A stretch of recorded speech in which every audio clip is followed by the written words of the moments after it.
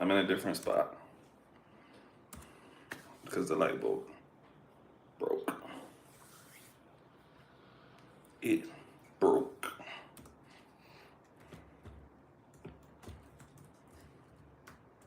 So my main objective during this live is to not break this table. And we'll see how that works out. We'll see. I also didn't schedule this live, so I don't really know how long it's gonna be until people see it and maybe pop in. We'll see.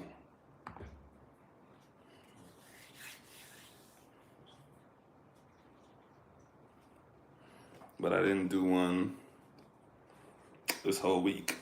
And I gotta at least do Sundays. That's the thing I say, like, y'all can count on me being here on a Sunday.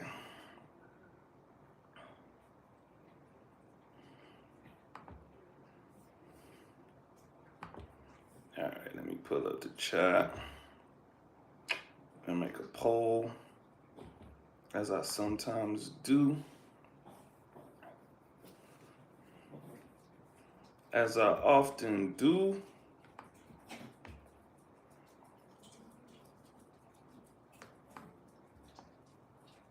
If my laptop wasn't going so slow. Rolando, what's up, bro? You never hear this early.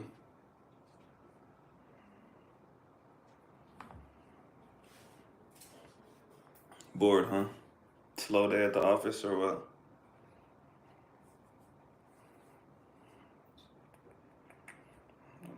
Let me make a poll.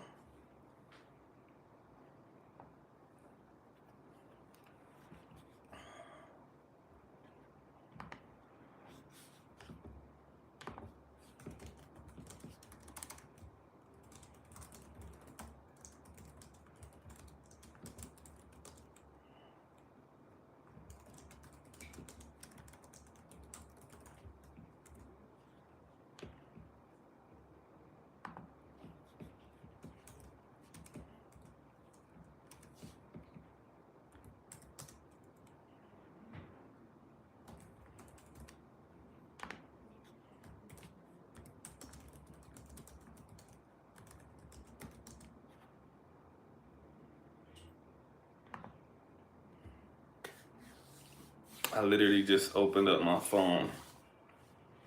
Well, you're lucky. And I'm lucky that that happened like that. Coyote Corner Man freestyle. I don't think there's a beat that I could pull up that won't get me a copyright strike, bro. And I probably haven't freestyled in like 5 years minimum. So I'm gonna fall off the beat and be embarrassed.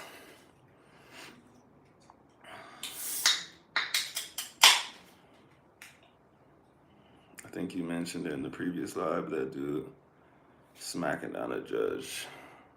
Oh, that judge was crazy. Yeah. He had like all kind of mental problems, bro, like bipolar and something else, so.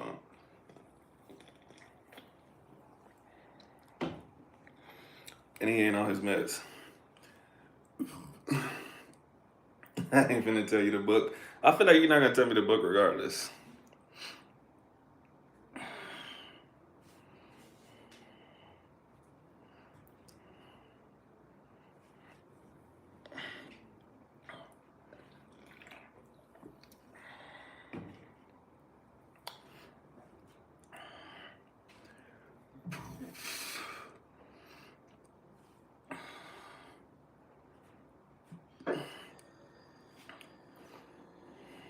I know, because you never gave it to me, and it's probably been like a month now, and then you used the freestyle as leverage, but you was never gonna give it to me. You was never gonna tell me.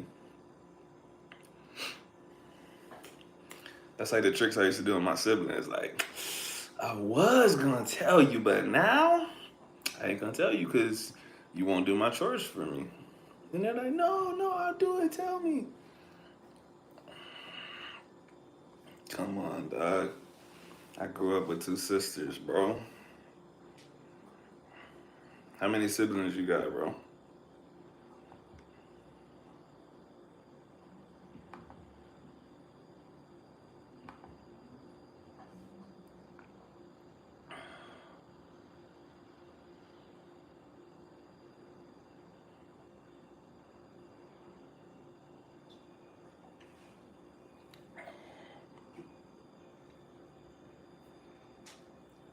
But yeah, that guy with the judge facing a whole bunch of new charges now. The judge rattled that shit off. It was like 14 charges in a row. I was gonna tell you, but now I ain't gonna tell you because you ain't freestyle. Five, yeah, I bet. See, I ain't surprised, bro, because that's what somebody with siblings would do. Yeah. Well, I say five people are up in here. That's crazy. People be creeping, bro. Absolutely creeping.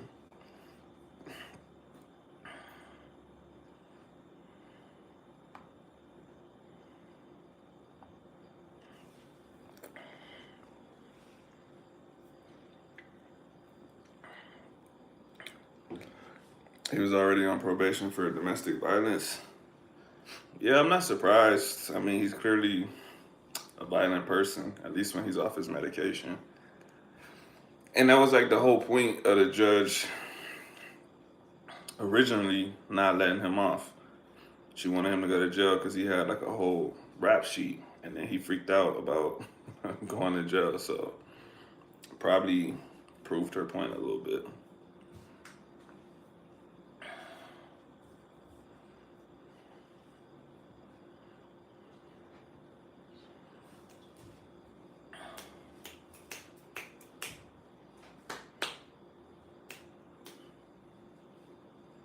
I'm glad y'all are here early, bro. Normally I gotta sit here for like 10 minutes and wait for people to show up, and I'll be mad bored.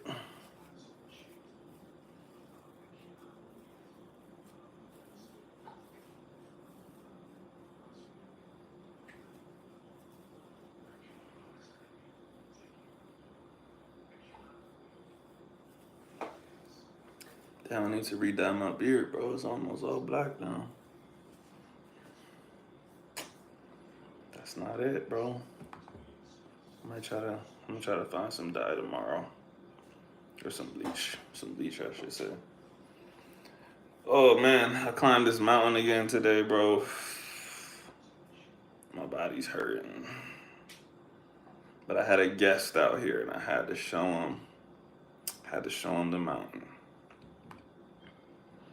Every time I do that shit, I'll be like, I really regret this.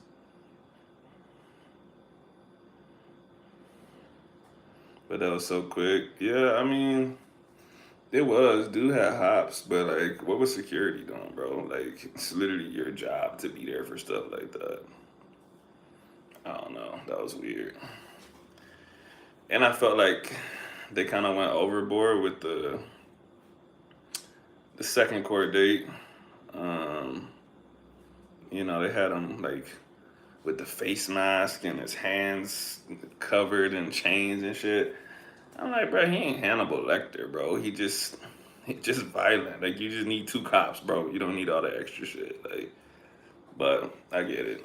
They were trying to make an example out of him, so I haven't been here in a minute. But I'm gonna come back and you better freestyle. Man, you tell me how long does it have to be to consider a freestyle?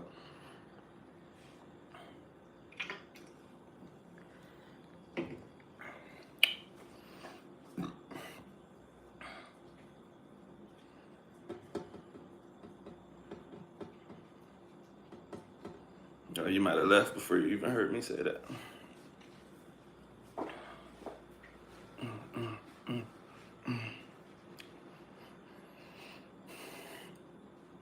Also, 5 minutes? Oh hell no, bro. I ain't doing that. You know how much bruh, I've been on live right now for 10 minutes. You saying half of that time I should have been freestyling? Nah, bro. I don't even rap like that no more. Now if we was kicking it in person and you throwing a beat and we was, going back and forth, I'll do that. But I'm not about to sit up on here and freestyle for 5 minutes because people just gonna be like, bro, what is this? This is not this is not what I come to your lives for. What are you doing? Stop eating stuff off the floor. 2 minutes. That's kind of long still. It's not long. It's just long for a live.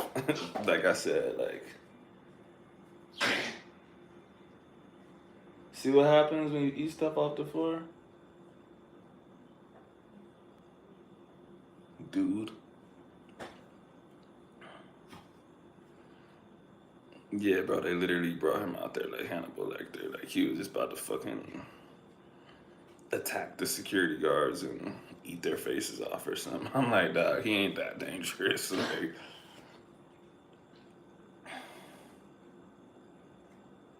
Like, why you do that? Why you eating stuff off the floor? It's bad. 100 seconds. Listen, man. To be honest, if you were here and Rolando wasn't here, I might have done it. But Rolando popped up first. And then I'm like, oh damn, there's multiple people up in here. I gotta, you know what I'm saying? Like I said, I can't be freestyling. People gonna be like, bro, I didn't sign up for a fucking rap channel, bro.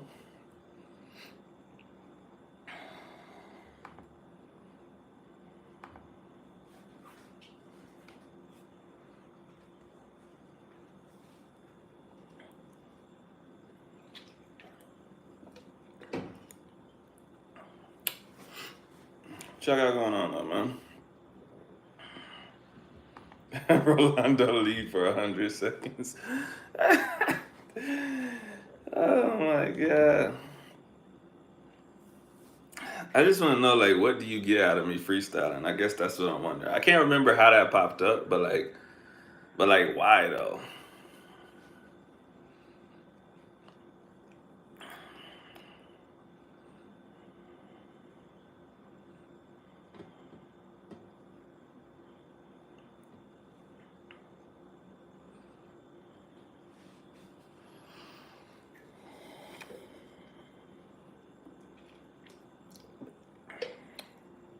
Success? What does that mean?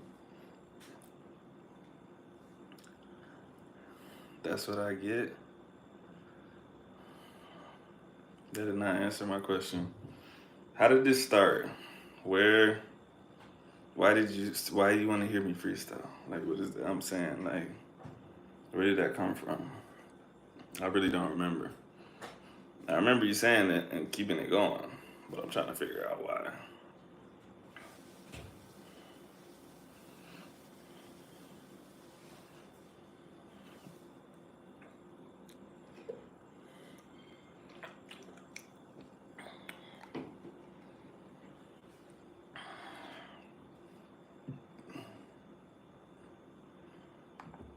If you want to know the book, that that's not answering my question, bro. I'm asking you what, like, of all things that you could have said, why? What made you go with? You know what? I want to hear this dude freestyle. How you even know I could freestyle, bro? I've been told you it's an online book. That does not help me, bro.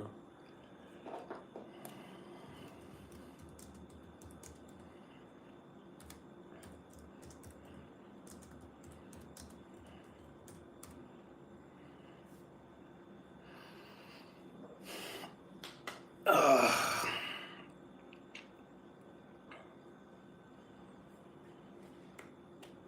Mm, mm, mm, mm, mm, mm.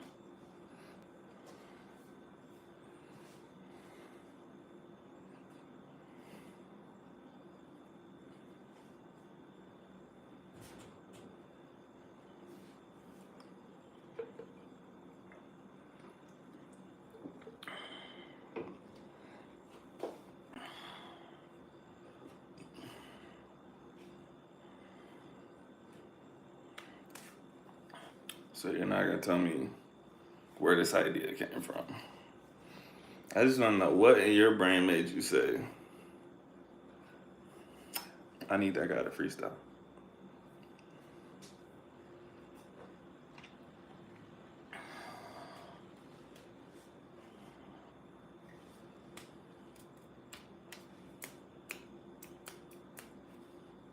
I'm also sitting in a chair with no back in it today because um, I'm sitting in a different spot. You can see this one spins. But now, like, I'm like, damn, my back kind of hurts because I have no support. And I could go get that chair, but I think it'll be way too low for um, for this spot. But I might have to. I might have no choice.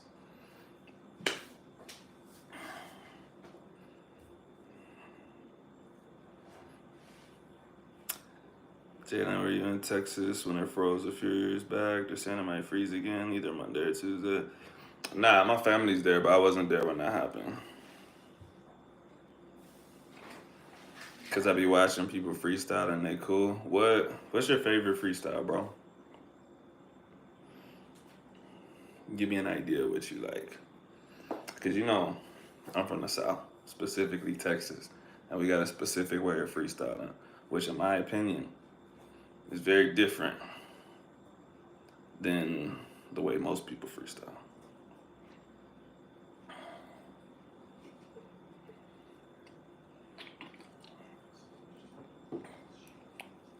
Tory Lanez.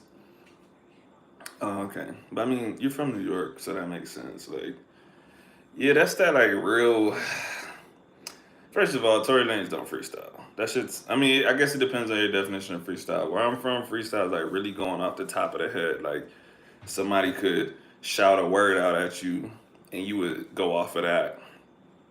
But in the North, in kind of like mainstream culture, freestyle is just like, oh, this isn't a song. Like, it's just bars in your head. You can mix and match them and blah blah blah. Um, which to me is different. It is a freestyle, but like in Texas, people would say going off the brain or going off the top. She make it clap is not that's not going off the top, bro. That's pre-written bars. That's pre-written.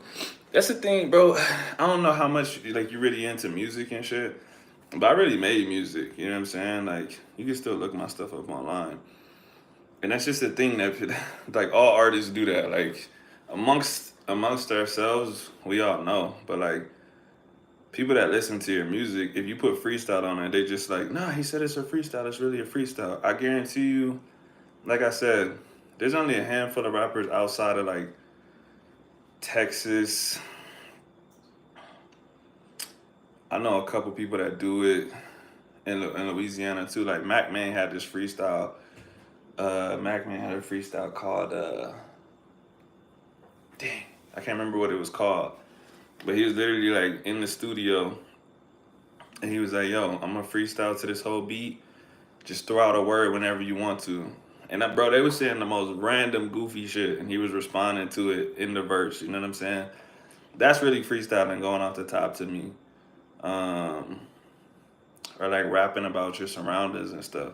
Whenever that shit is like the she make it clap. Um, when it's generic bars, I'm like, bro, how are we supposed to know that that's like off the top, bro? Rapping about girls and cars and shit. You could have wrote that last night. And you just spice it up and make it seem like it's something that you're coming up with in the moment. But like I said, the way we used to kind of fraud check that is we'll say, all right, we're gonna put the beat on. So like let's say I start spitting, the next person to me will say a word and then I'll say something about that word. Then I pass it to him, he gonna spit, somebody in front of him will say a word. Hola. ¿Qué es esa mierda? PRG. Hola, ¿cómo estás?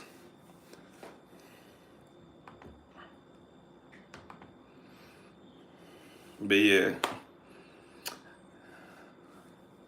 I'm a Coyote Corner man. I'm gonna find you a real deal freestyle where you could be like, okay, like another way you know is if they fall off. If they never fall off, if it's just like flow, bro, and they never mess up, they're not freestyling, bro. It's not real. Me dices hello en español. Pero hello es en inglés.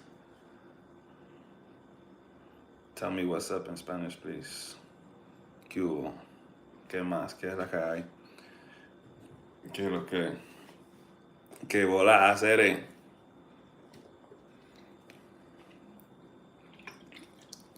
¿Qué onda? ¿Qué más? Okay, eso es todo. These Spanish and Brazilian people kill me.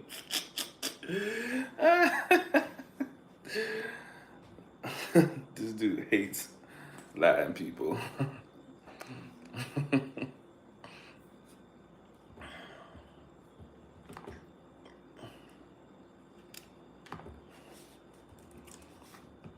Coyote Quarter, man, this is what I'm gonna do, bro. I'm gonna find that freestyle. I'm gonna put the link in the chat. And whenever this replay pops up, since you're about to leave, you could just skip to where it's at in the chat. You'll see it in the comments. I really can't remember what the freestyle was called. I think it was called like Freestyle 101 or something.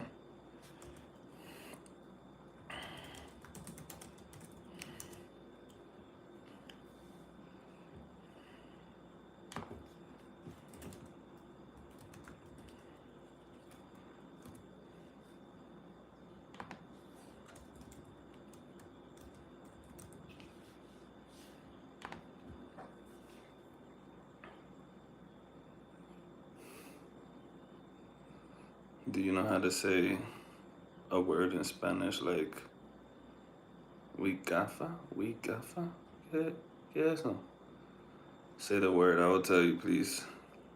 Okay, dale.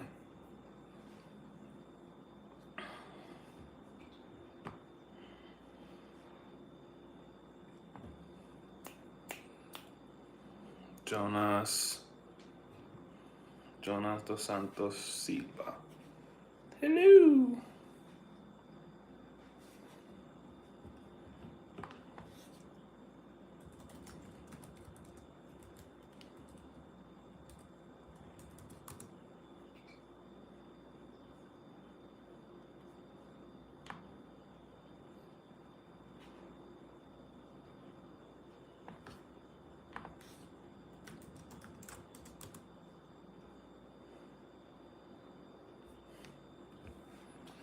¿Qué tal estas copas? ¿Pero por qué?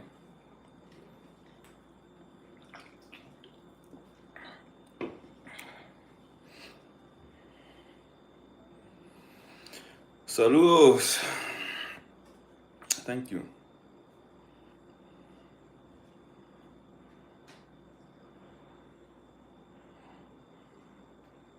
Okay. You're welcome. Pero ¿por qué? Pero no entiendo. ¿Por qué quiere o por qué quería que te dijera eso?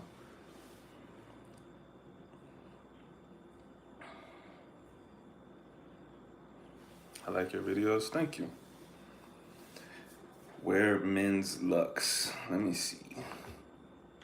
I don't know who you are, but I'm about to look at your channel if it pops up and see what's popping. It's gonna be on and popping.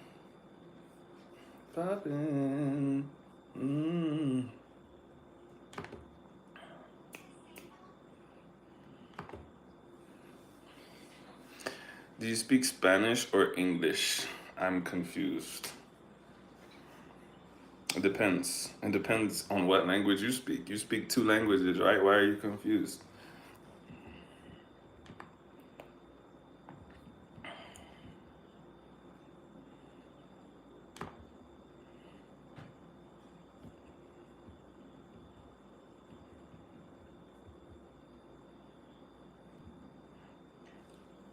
What's your first language? Is your first language Spanish?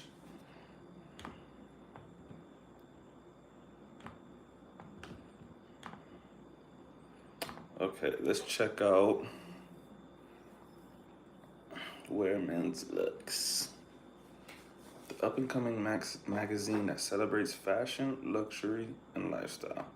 Oh, there's nothing here. Well, I was gonna look at it.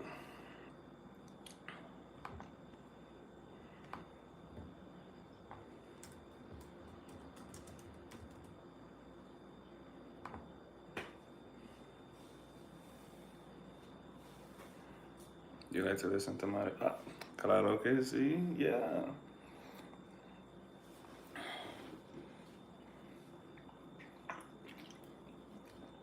What's your favorite song?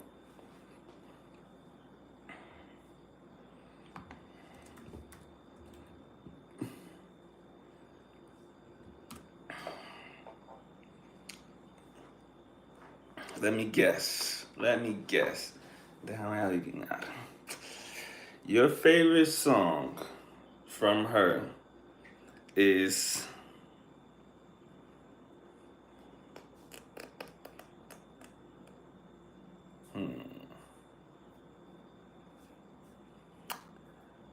Los Tragos. Sí, okay. If it's not Los Tragos, it's Así es la vida.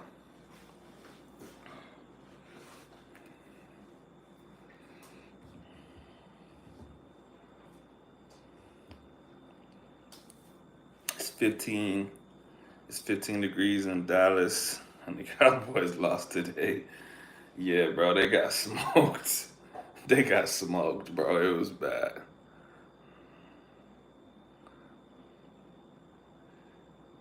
Do I ever take personal training lessons? Um, or personal training sessions? You mean like, do I have a trainer, or have I ever signed up for a trainer? Is that what you're asking?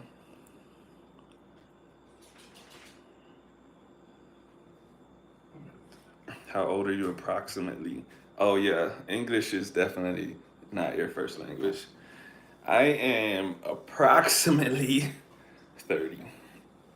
That's just an approximation though.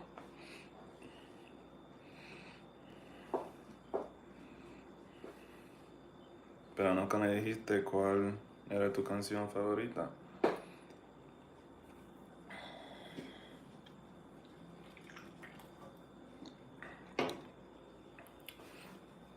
¿Y de dónde sos? ¿Argentina o qué?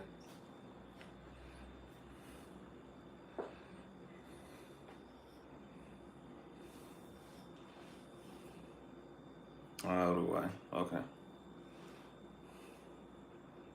Mi canción favorita. Pero ¿por qué pusiste ese emoji?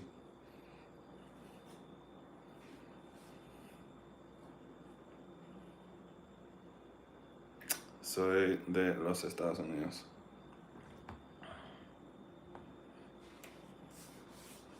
But yeah, Darius, man.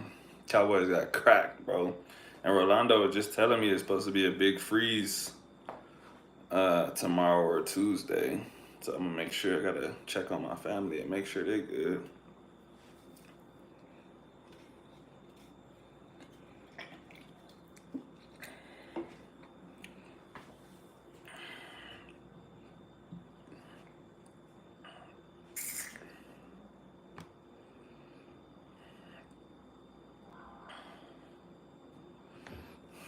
Mi canción favorita es una señorita bella. ¿Pero de quién? No la conozco. Déjame buscar. Una señorita bella. Bella.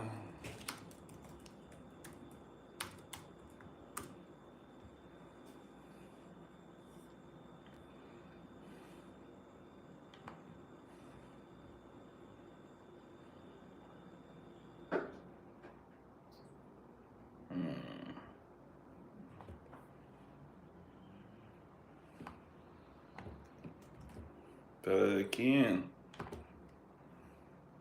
Ya la busqué.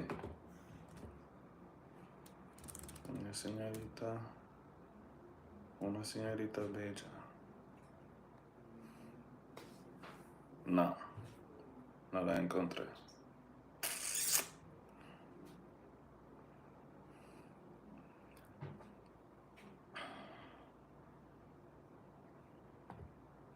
No, no la veo. Would you consider fitness training clients, help people in the gym to reach a goal? That's my job, bro. That's what I do full time. So, how new are you to my channel? Are you super new? I will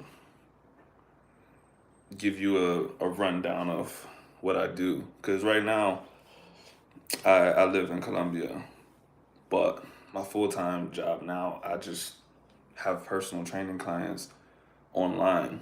But I was a strength and conditioning coach for a long time. I was a personal trainer for a long time. So kind of just took those skills and created my own business. So es una señorita ella de la cabeza a los pies. Oh, okay. Sí, la conozco.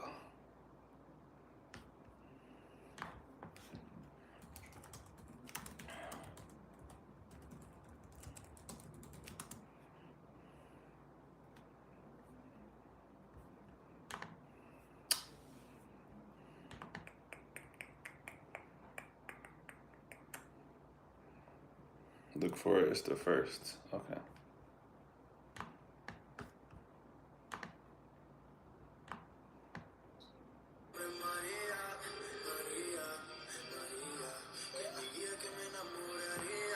Esta.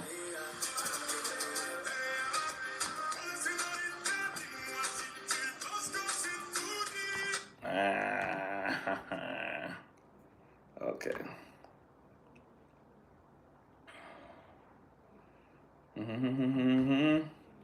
Pero ¿por qué no me dijiste Maluma?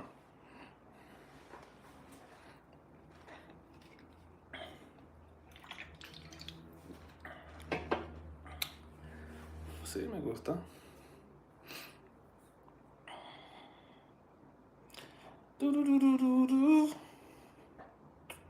Yeah, it's supposed to rain tonight and ice till Wednesday. Woo!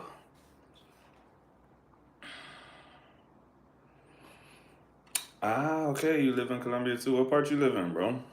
Part-time due to my being an American resident. Yeah, I'm new to the channel. Okay. So I gave you a general overview, but I'll tell you a little bit more. So I'm gonna try to make it a short story. But basically,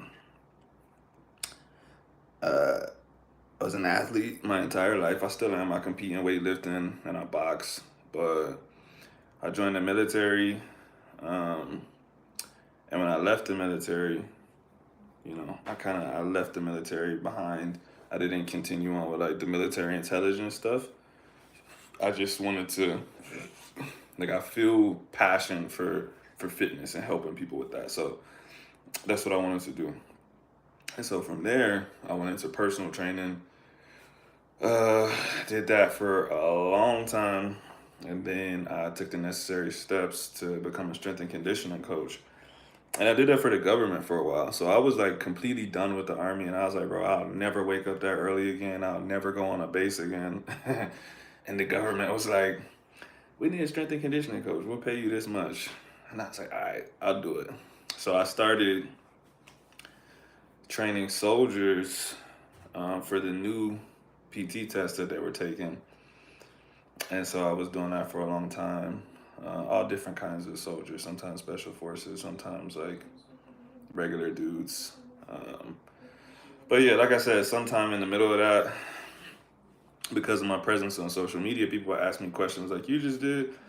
And they would say, hey, bro, like, I know we don't live in the same place, but could you like write me some workouts, like look at my form, blah, blah, blah. And I'm like, yeah, cool.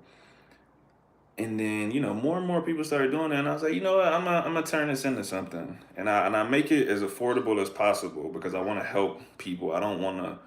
It's not about me earning the most money possible. It's about helping people that I potentially wouldn't have reached to without the internet. So I work with people on prices and stuff like that. But yeah, if you want, I could send you my website. I could give you my WhatsApp, whatever. We could talk off of here just so I could get to know some of your goals and stuff like that better and let you know how I could potentially help you. Oh, you live in Cali? Oh, okay. Barrio San Antonio, cerca de Loma de la Cruz. Okay. Okay. So we're close to each other. You should come through to the boxing gym sometime, huh? My 13-year-old cousin asked if you asked if, sí, tengo esposa. Hazme una pregunta en español. Déjame pensar.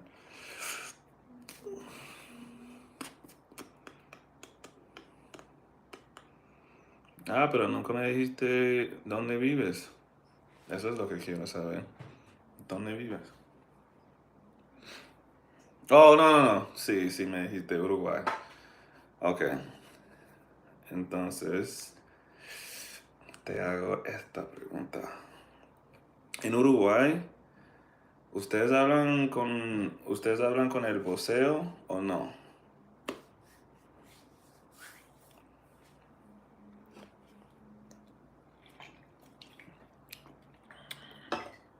¿No? Ah, ok. Interesante. ¿Y les tratas a tu padre con usted o tú?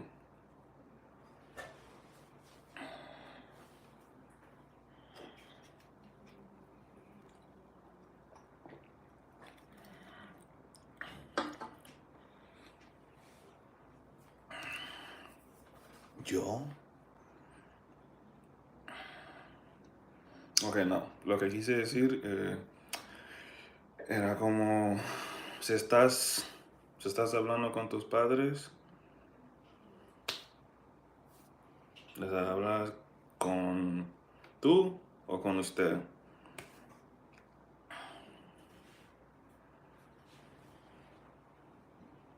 Yo es mi, sí.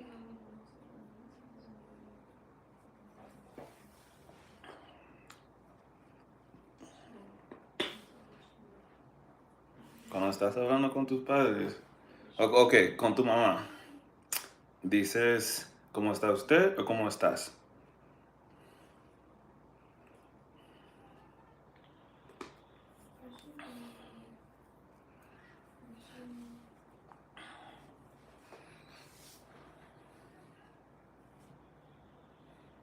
¿Qué tal estás? Ok. Entonces, tú te... Ok. Y no tienes que decir sí señora, sí señor y todo eso. Ok.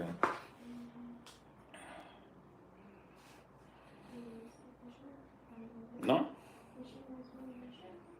Mm, ok. ¿Y cuántos años tienes?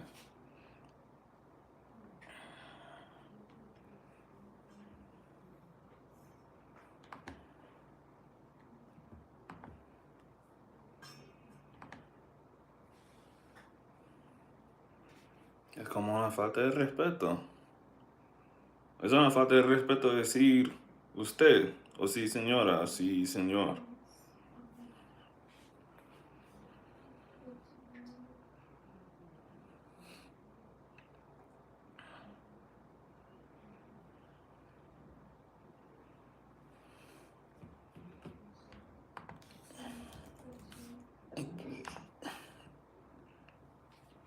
Señora es falta de respeto para las mujeres. Wow.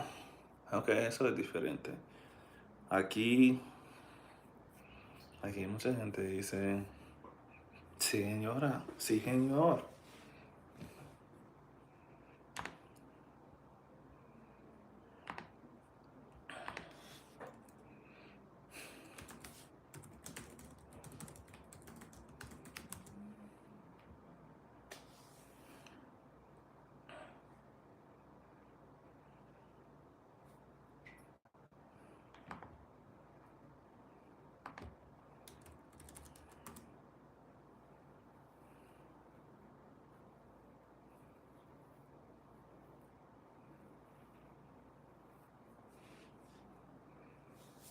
Yo tengo 14 años, pero parezco de 10 años. Eres muy joven. ¿Y una niña o niño o qué?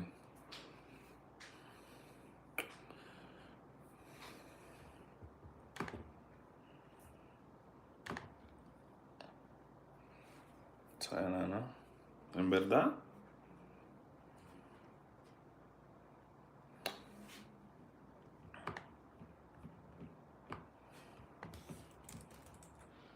Ah, ok.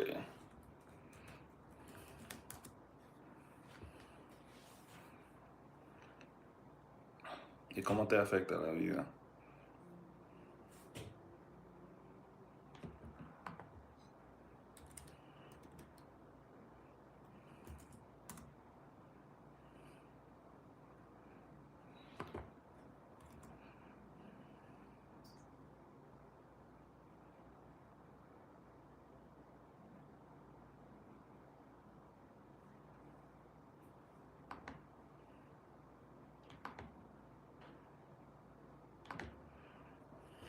Rolando, you still in here or what, bro? I feel like everyone abandoned me. Tú pareces 26. Nah. Nah. No, soy viejo.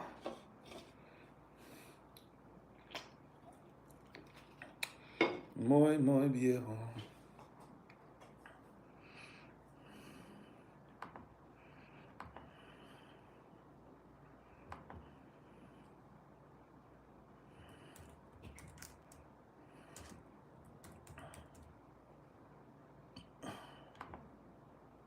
Tum, tum, tum, tum, tum, tum, tum, tum.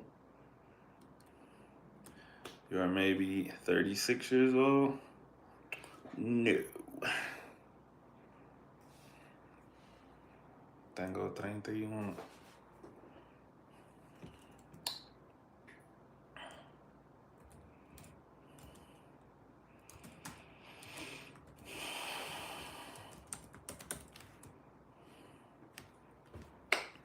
Enséñame una palabra de Uruguay, como jerga o algo así. Ah, ¿sabe qué?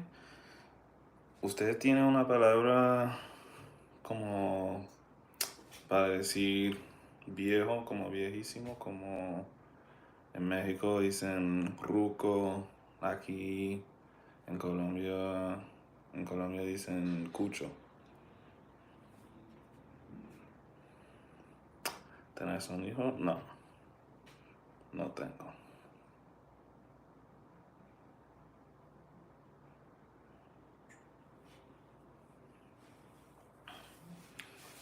Si no te dejan decimos viejo. Ah, ok. Entonces no tienes jerga para decir viejo.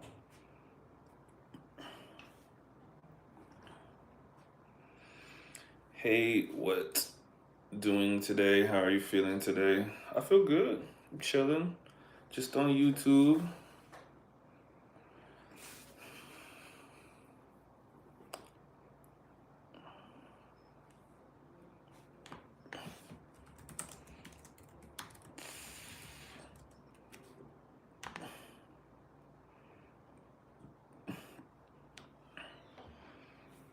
Y como les dicen ustedes, jarrón de flores.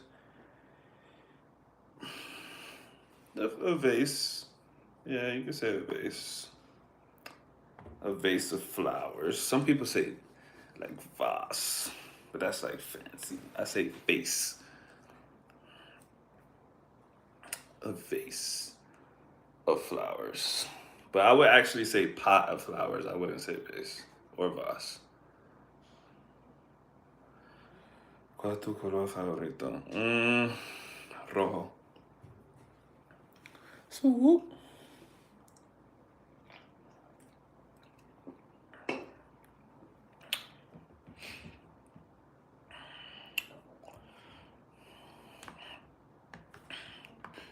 ok, voy a buscar jerga de Uruguay.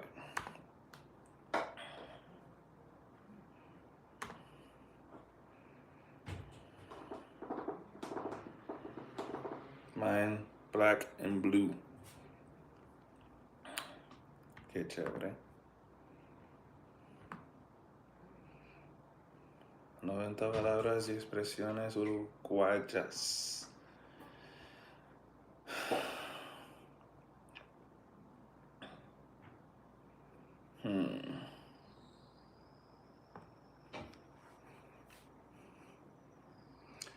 Ok. ¿Qué es changa? ¿Qué es changa en Uruguay? Te tengo una pregunta. Ok. Házmela. Dímelo.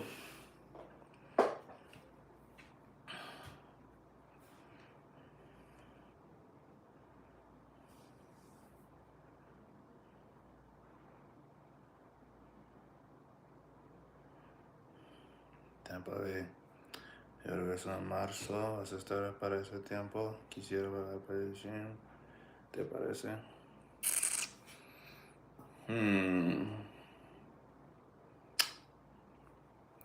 Es posible que vaya a irme, pero uf, no sé. Déjame saber. Vamos a ver. Because I might leave at the end of March. Maybe. But I don't know yet.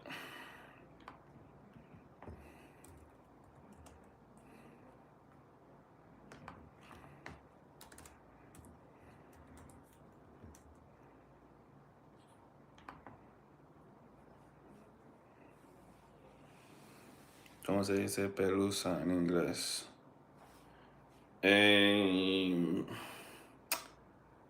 Como fluff, creo. No sé. Dame un ejemplo.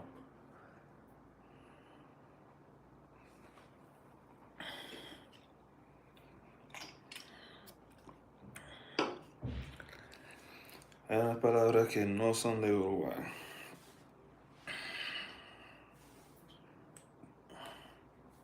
Fluff, ¿es eso? Ok. Pero a veces las palabras en español son diferentes. Es decir, tiene un contexto diferente, ¿me entiendes?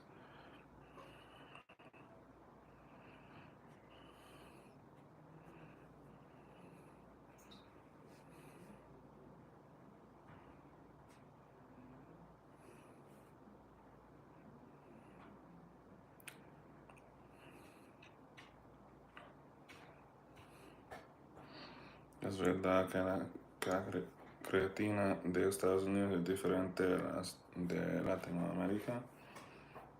Yo no sé. Yo no tomo eso.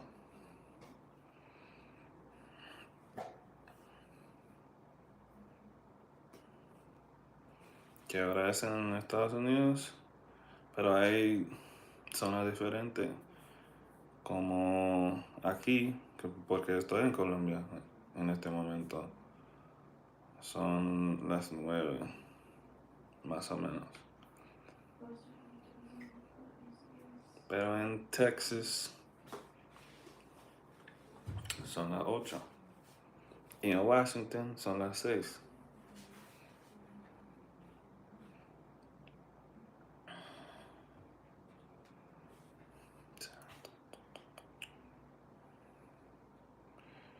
Ya whey protein 100% gold standard.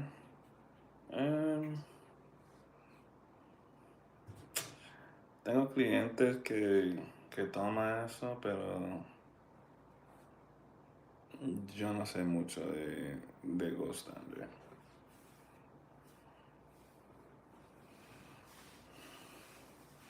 Vete a dormir.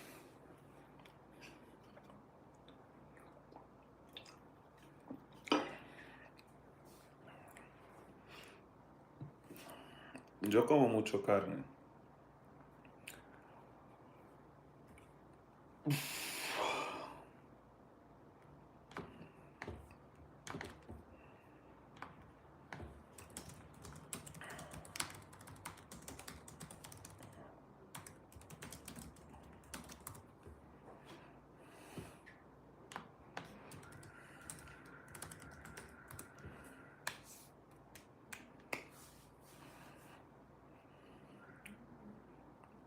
Colin, hi. What's up, bro?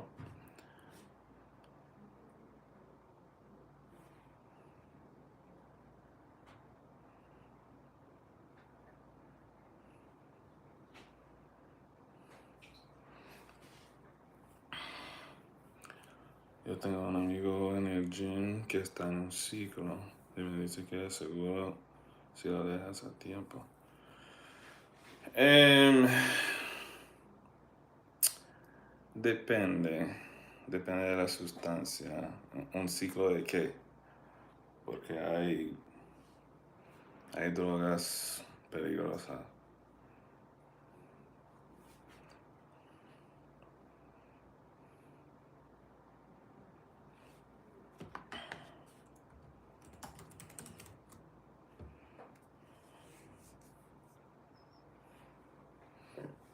Y eso, cíclope, ¿por qué?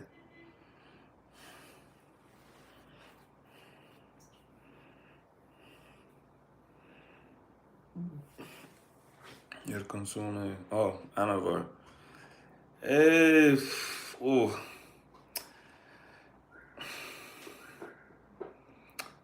no es la peor, pero eh, puede ser peligroso. En verdad no sé cómo decirlo en español, pero es que your lipids, it's not good for your lipids.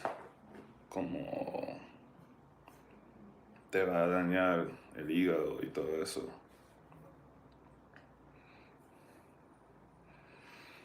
I'll go to sleep, see you another day.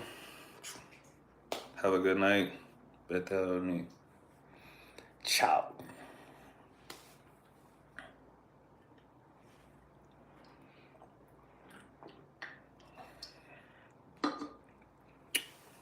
Bye.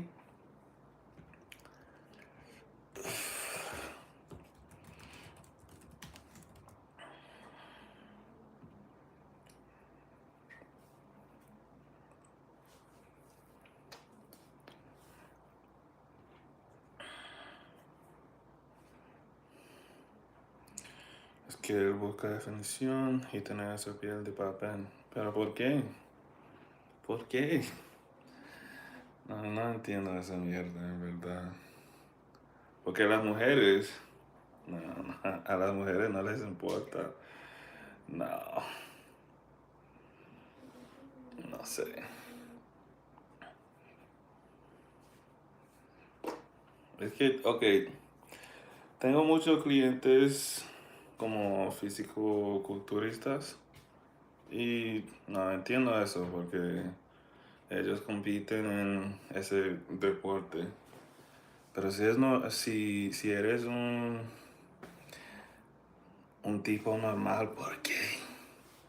¿Por qué quieres esa piel de papel? ¿Por qué?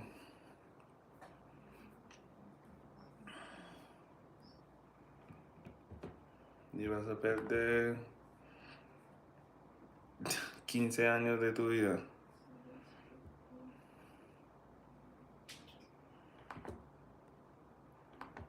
Ah,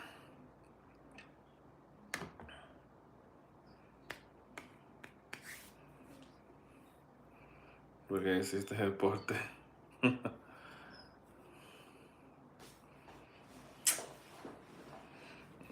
No entiendo. Ni...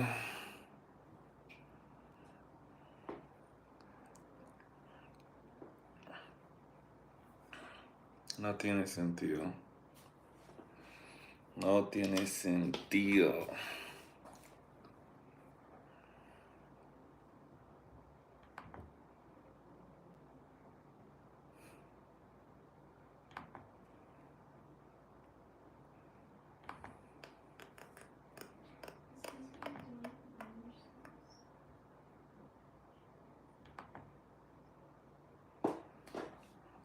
Yo nunca haría físico-culturista y, y toda esa mierda. En verdad, creo que ese deporte es una mierda. Pero es mi opinión. No lo entiendo. No lo entiendo para nada. Es muy raro.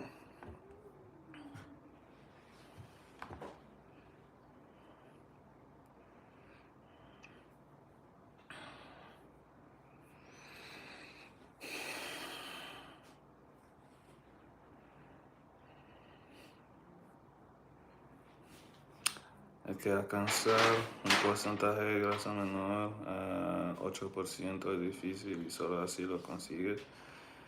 No, eso no es cierto. Con, con, con mucho o con mucha masa muscular, sí. Pero si eres flaco, tú puedes hacerlo.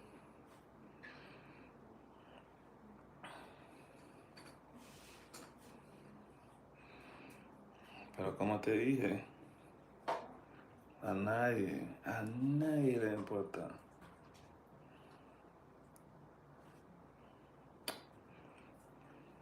Buenas noches. ¿Cómo estás? Zeus.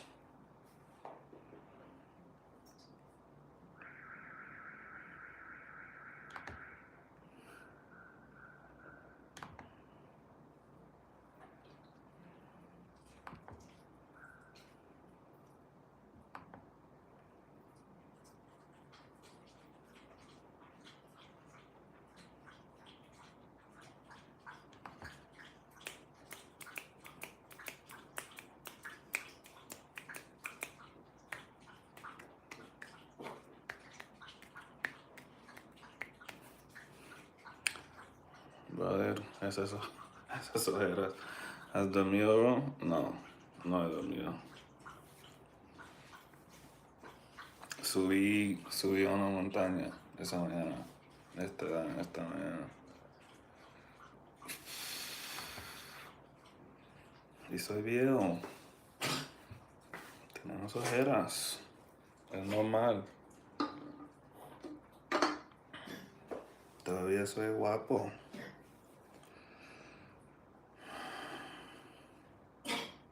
Entonces tú solo consumes la proteína de la carne roja. Con eso te mantienes. La carne roja, pescado, pollo, todo eso.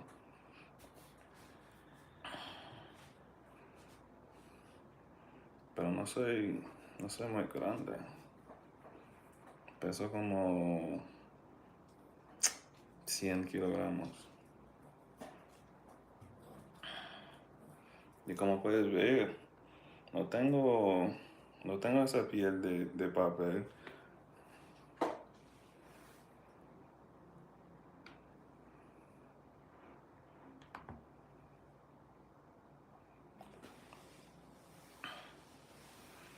Qué buena mentalidad, loco.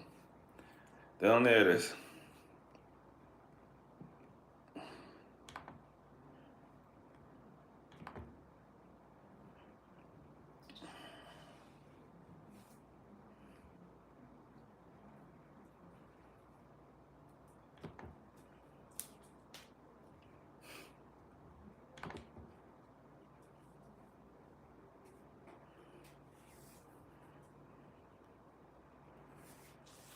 Yo pienso igual a ti. Mira lo que te pasó.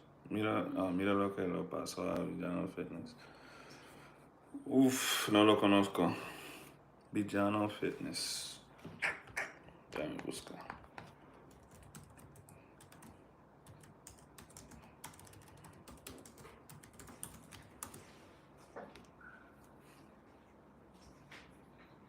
Villano Fitness. Oof. This dude is huge, bro.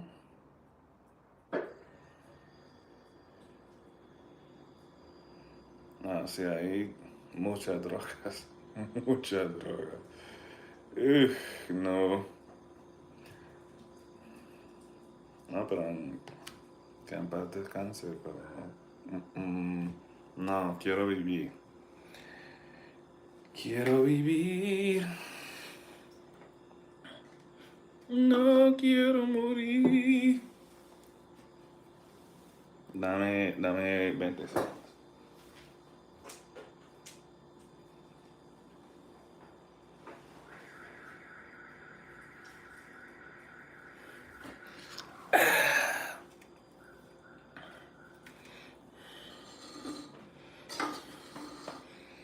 ¿Y ese villano fitness era famoso o qué?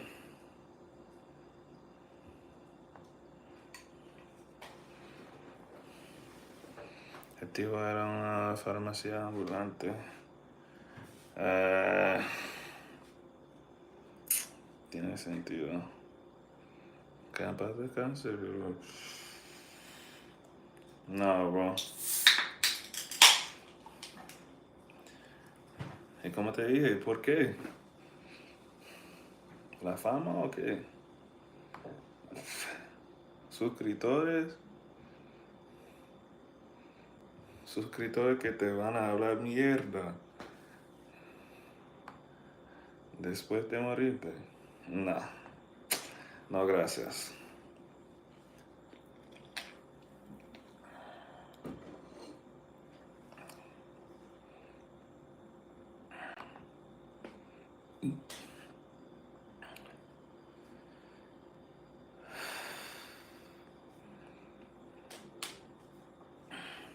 De que seamos realistas, ¿no?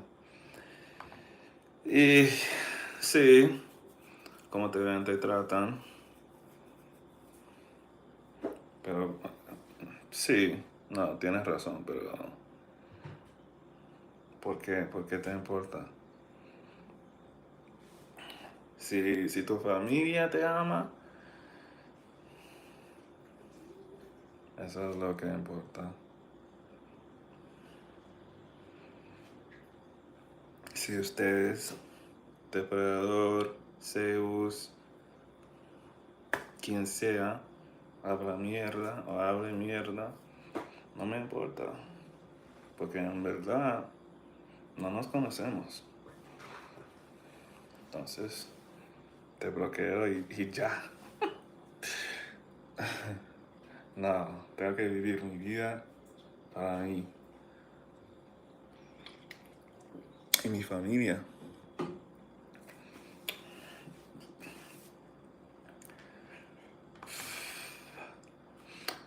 ¿Cuántos años tienes?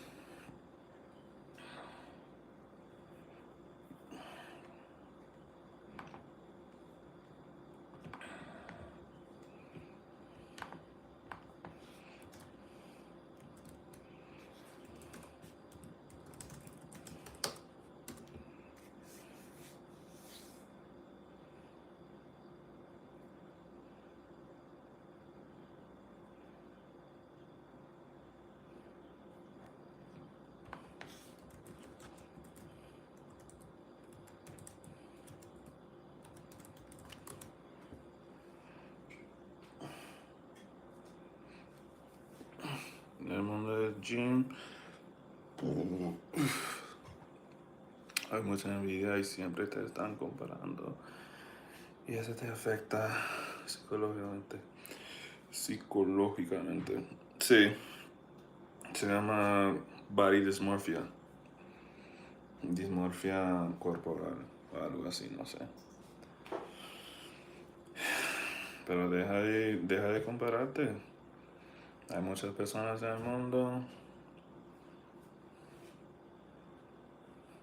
A veces se ve mejor. A veces son altos. A veces tienen más músculos. Pero ¿por qué te importa?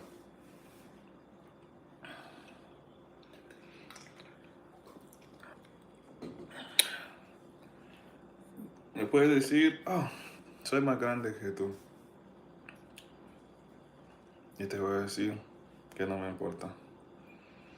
Porque soy yo. Somos diferentes. Tenemos características diferentes, rostros diferentes, y todo eso. No me importa, bro.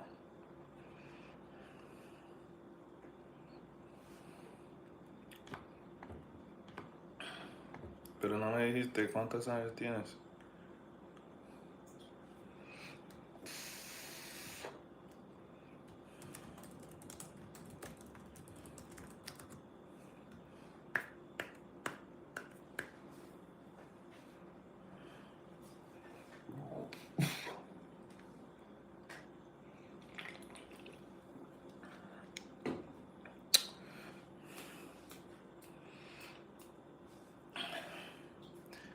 I came back to let you know.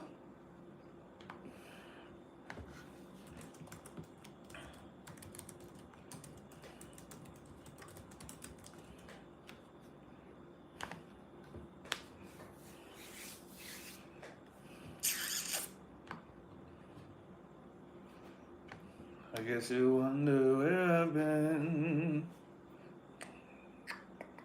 Search to find the love within.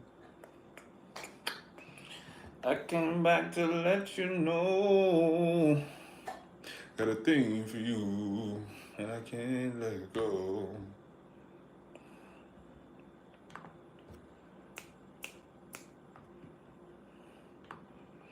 Rolando, Darius, y'all dipped or what, bro?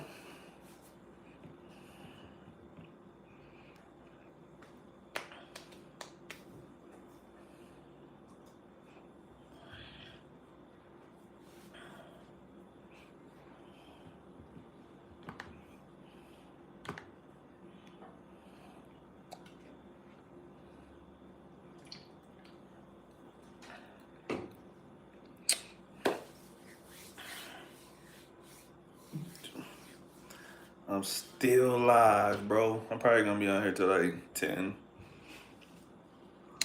Maybe a little bit later. It always depends on who joins, to be honest. It was a little bit popping earlier. It's kind of dying now, so we'll see. If nobody says anything, I might get off soon. What you on though, bro? What you doing? You just got in? Bro, don't miss your flight, dog. Don't. Go to sleep right now, bro. What time did you say your flight was? Nah, don't tell me your flight time. What time you gotta wake up? That's way more important than your actual flight time.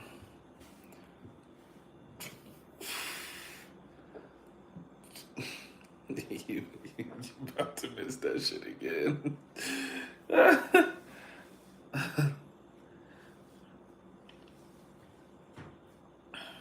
4:40 taxi outside. So it's the same time basically from yesterday or today. That was today. Good luck, bro. You should be sleeping right now, bro.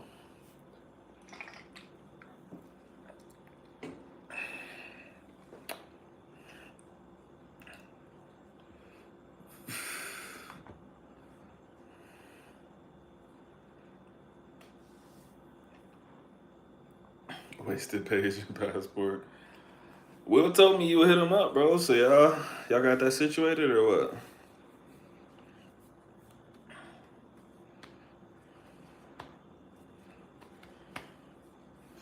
I knew he was talking to you because he he hit me up and he was like, "Hey, bro, what does ASAP mean again?" And I was like, "It means as soon as possible." So I knew he was speaking to somebody in English. He his English is good, but little phrases like that just throw him off sometimes. So I was like, "Why you asking me what ASAP means, bro?" Then I was like, "I already know what's going on." But that's good. That's good that y'all talking and stuff, bro. That's gonna be real helpful for you, for real. Straight up. I don't know when y'all gonna start and stuff, but just jump on that as soon as possible. And like I said, man, like No, you starting from a low spot, but with him and living here, a couple months you're gonna be straight, bro. It's gonna be frustrating at first, but you're gonna get into the flow. You're gonna be good, bro. You're gonna be good.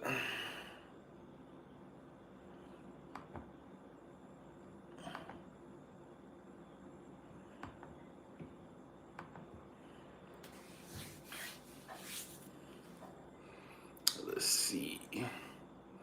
I've been on for a little over an hour, so we're gonna see. We're gonna see, bro. Make sure you, bro. Make sure you make a personal video to yourself. You don't have to show. You don't have to share it with anybody. Just make a video of where your Spanish is at right now, today, bro. Before you do anything with him, just think of like, I would say, try to describe your day in Spanish. Just tell yourself, hey, I did this. I went here. If you can't say none of that, that's cool. Keep that video in your phone, bro. Come back to it in like 3 months and see how much progress you made with Will. Because you're going to be like, yo, this is crazy, bro.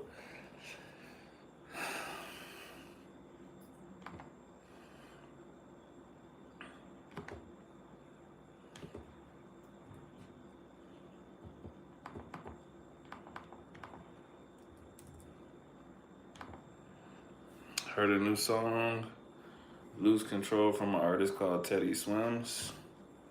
I don't think I know that song.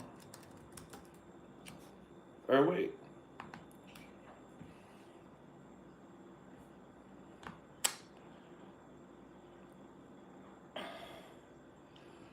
I think I've seen it because people post it on Twitter.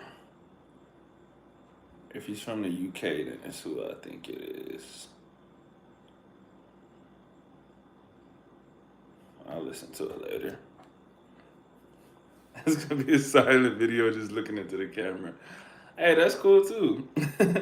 Cause then it shows you how far you came. Like I said, if you can only say 2 words in Spanish today, and in 3 months you can say a full sentence, 2, 3, 5, 6, 10 full sentences, that's crazy progress, bro. Whether you believe it or not.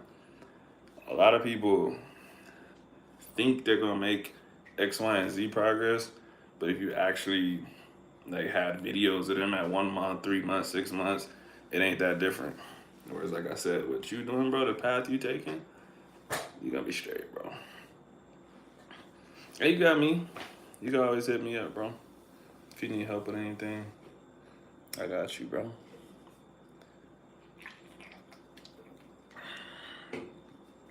That's funny as fuck, though.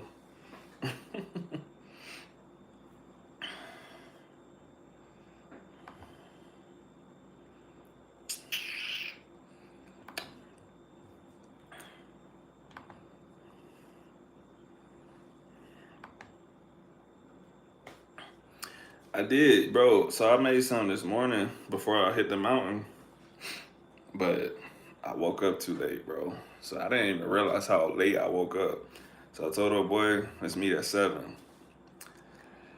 I woke up. I thought I set my shit for 6:20. Maybe I did, and I just hit the snooze or something. But I'm drinking coffee, bro.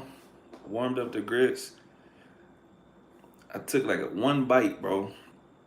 I looked at my phone. I was like 6:50. I'm like, what the hell? So I had to like hurry up and throw my stuff on, jump in the Uber. So I literally ate 1 bite, bro.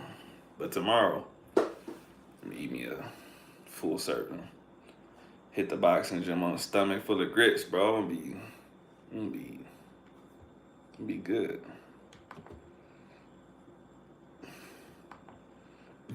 You know I'm gonna put sugar up in there.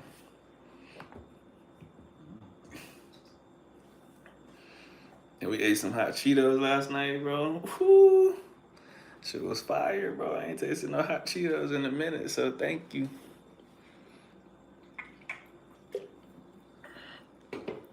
It been so long, they was kind of spicy, bro.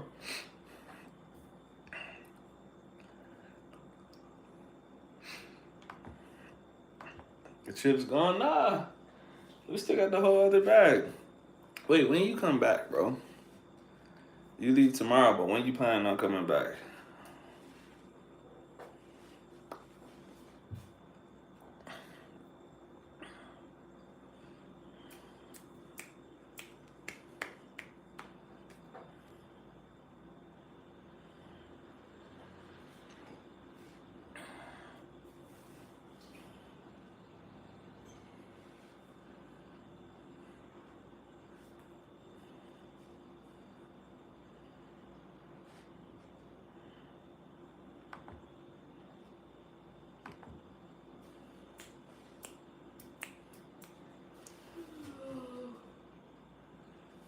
I can't remember why I asked you that, bro.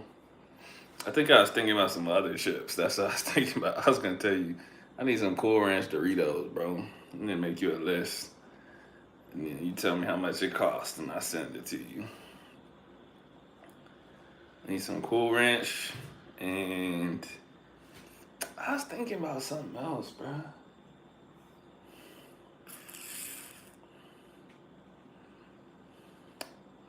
Maybe this weekend or next for sure. Need to be furnished stuff for the crib. Bro, yeah, let me know when you come back out, bro, because first of all, we could get Will to come with us. But if not, me and Oxa can still go with you, and we can help you do that, bro. Just so you won't feel super lost. Now, you talking about moving it up in there? I don't know how much I'm gonna help you with that, but I help you buy it though. Uh, so yeah, just let me know. But like they're not gonna scam you, but sometimes you don't know you're not getting a good deal if you don't know what they're saying. You know what I mean? So Will's really from here. He would know, like, oh hell no. Nah. Like I remember when I first got here, we went to go buy some pots and pans and shit. Yeah, that shit was cheap to me because it's here. But he was like, oh hell no. Nah. Like this pan costs 80,000. No, you could get one for 40,000 right across the street over here. And I was like, for real? So same with the furniture and stuff, couches, whatever. He'll be able to tell you like, yeah, this is a reasonable price, or nah, this is not reasonable. Somebody might buy it, but it shouldn't be you. You know what I'm saying? So, yeah, just let me know whenever you come back, and we'll try to catch him in his free time. But if not, like I said, I'll go do it with you, bro.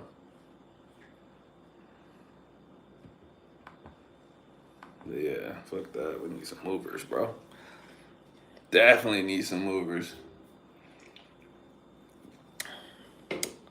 I only help other people move, but for me, I always pay movers, bro. I used to work in moving and storage. It's probably been like 10 years since I did that. But I just remember how much work that shit was for us, bro. And I just be like, bro, people be doing this shit by themselves. We used to have like a team of 8 people, bro. We'd be knocking that shit out in like, somebody's house. Or let's say an apartment. We'll knock somebody's apartment out in like an hour or two. Cause it's like 8 of us, bro. We'll, you get your little check for the day or whatever, get your little cash. And I see people moving their own stuff, bro. They be starting in the morning and finishing at night. I'm like, bro, you could have paid $200-300. Shit would have been done in 2 hours, bro. You'd have had your whole day, you know. So I don't know, man. I don't know why people do it.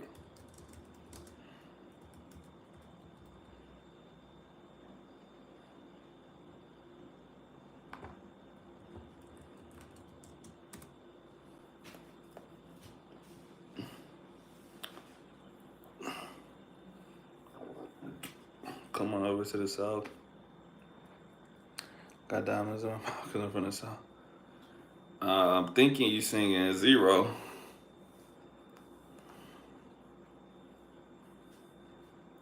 Picking up a survey sign pointing.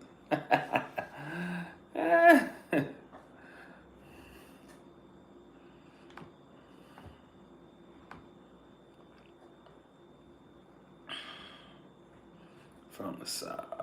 I got diamonds in my mouth. Yeah, I mean, you was in Houston. I feel like you gotta be talking about zero. But that's such a classic line. Everybody say that shit. The Kiki Chameleon done said it.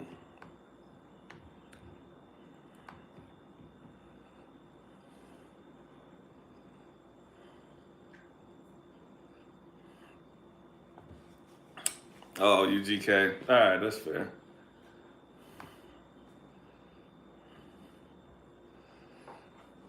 That's what I'm saying. Though. So many people say that now.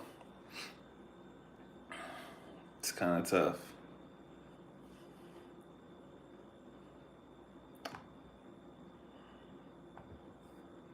Rest in peace, Pimp C.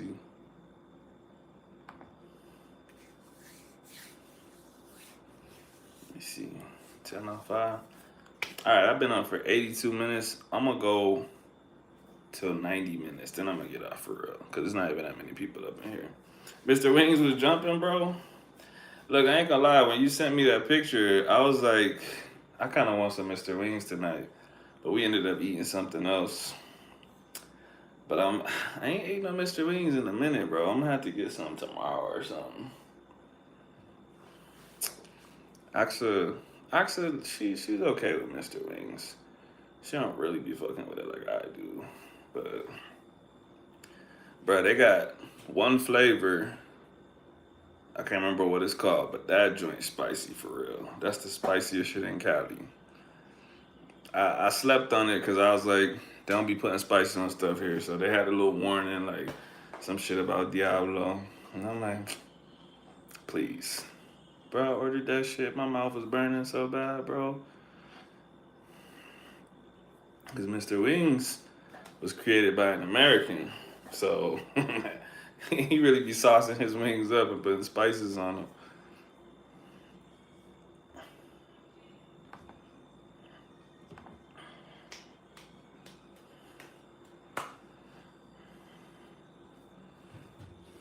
That's all you did today? You went to Mr. Wings? What else you do, bro?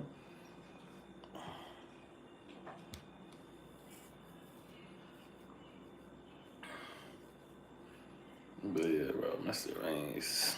That shit fire, bro. I be trying to think of like something I can compare it to in the States, but really, I feel like all the wing places in the States kind of got whack over the last couple of years, bro. I remember even the last couple of times I had Wingstop, I was like, they doing something different, bro. Just ain't the same no more. They looking stupid.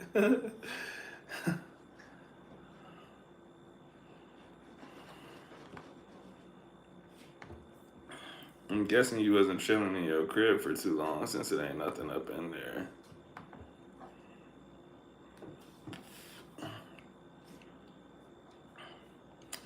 Definitely the best chicken, bro. That shit kind of hard to explain.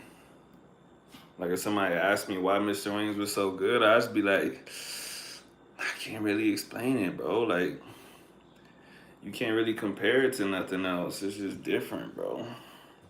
I feel like they using like some real chickens. I feel like the shit we using in the States ain't real chickens or something, bro.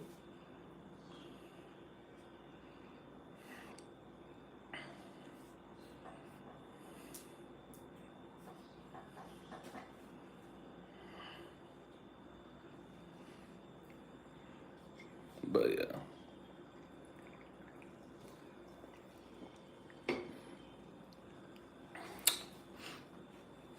I gotta take you to some other places, bro. Trying to think of some places you might not know.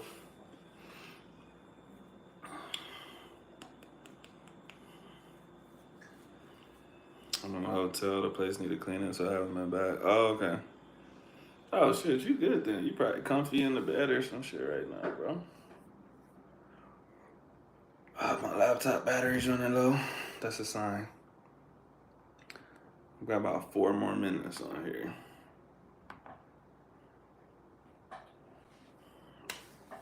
What hotel you in? Or like where about? I mean, like roughly.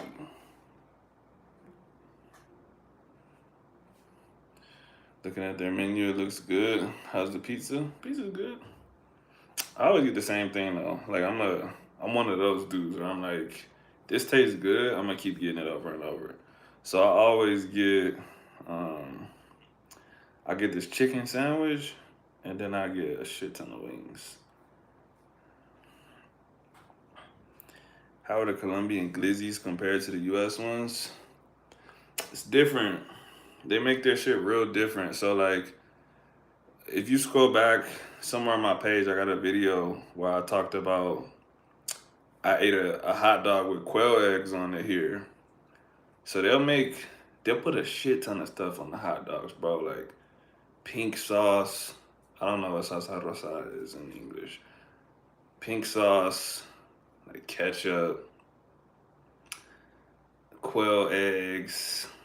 I don't even know, bro. So much stuff. Like you just be like, bro, this ain't even a hot dog no more, bro. You got a hot dog inside of all this mess, but you can't even like really. I'm not about to do the motion, but you can't even really eat it. You gotta like break it up and try to eat it. It's like a sandwich.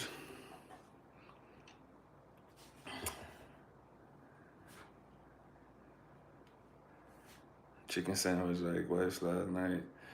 Yeah, man. I be doing the same thing, man. I just be like chicken sandwich, wings, cause I know it's gonna taste good. The other stuff on the menu, I don't even know how much other stuff I tried on the menu. You don't do that. Yeah, bro. Nah, no glizzy motions on here, bro. My laptop died. Just me and the phone now, bro.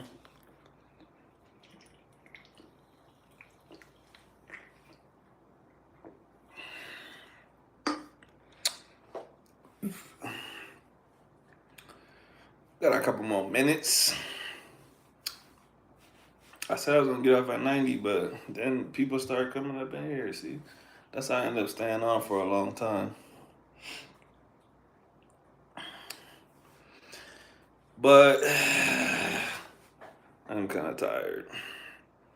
Climbed a little mountain this morning. I'm a little exhausted.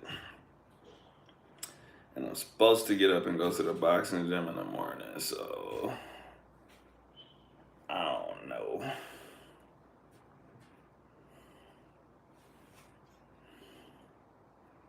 38 North.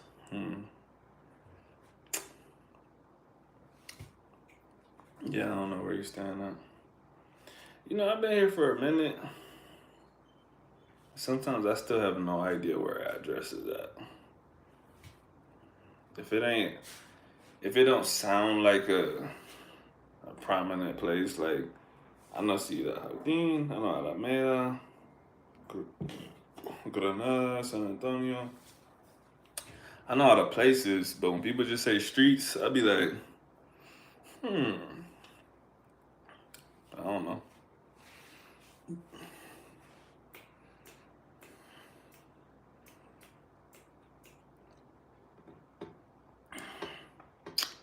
All right, y'all. I ain't gonna lie. Kind of tired. Let's take a vote on should I get off or not. If you think I should get off, then say get off or say yes. If you think I should not get off, then say no or say don't get off. We'll give it 1 minute. Whoever has the most votes wins. If no one says anything, then I'm just gonna close my phone. Axa, why? Why would you say that? Axa's vote doesn't count. How much longer you got on your homework? Lopsided vote.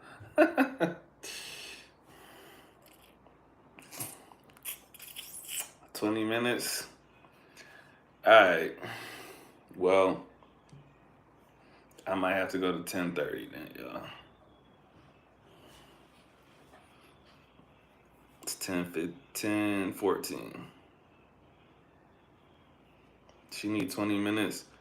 So 16 more minutes, that'll basically put me at 20 minutes. Yeah, bro, she do have homework every day actually. Like, she really be working. I thought about going back to school for a master's and I saw all that shit, bro. I was like, nah, I'm good. Stick with my little bachelor's. Mm-mm.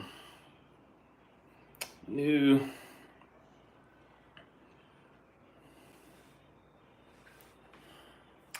Well, guess we got 15 more minutes, y'all.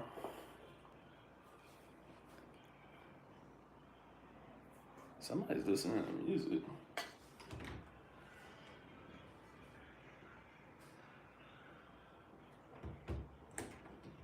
They be partying on the most random days, bro.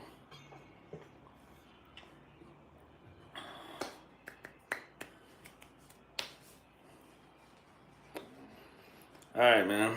We gotta make this entertaining. Somebody tell me some shit I don't know. Or tell me something entertaining.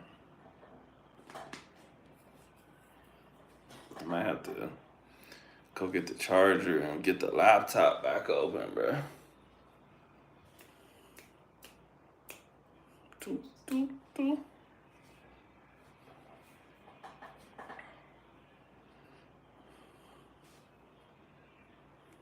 Yeah, see that?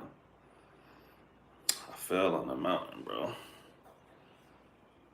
I ain't really fall. I just caught myself. But then it was a sharp ass rock. So like, as soon as I took my hand off, I was bleeding everywhere. Need to hit that street y'all went. Oh yeah, bro. Let me know, bro. Any Friday. On Fridays they always do that. Just let me know. We'll pop out there, show you that joint. Every Friday, bro. The whole city be out there.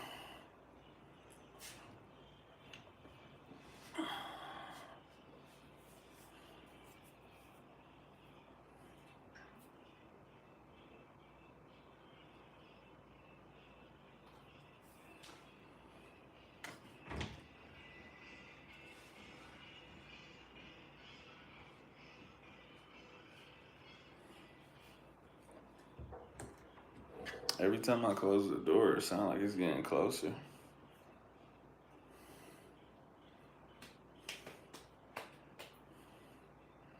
Hey, Axel, is there any hot Cheetos left, or did we eat them all out of that first bag? That bag over there.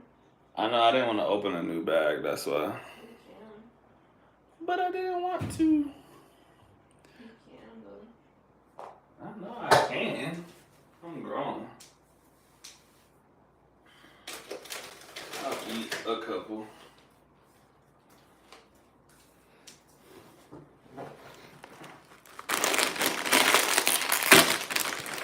Mmm. Fire. You don't know what you're missing until it's gone. Bro, I ain't trying no hot Cheetos and ranch. That's crazy. That don't even sound right. Axel, would you try that? I'll try it once, but I don't know if I'll like it. You know what? I'm about to try it.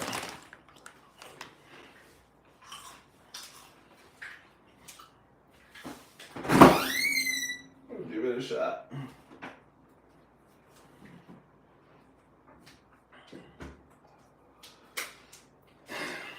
I just feel like that's just an ungodly combination.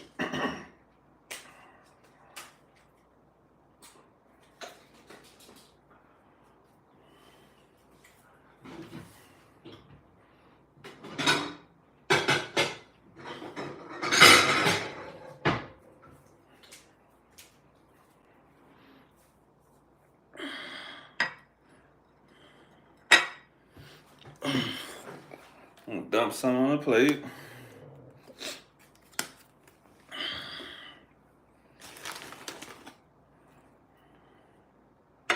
Like this.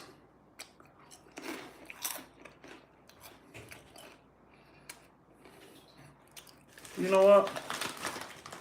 That's not too bad, man. It's weird. And I feel fat as fuck doing it. But it ain't too bad though. These are good complementary flavors. You might do something with this one, bro. You might have just changed my life, bro. See, now she wanna try.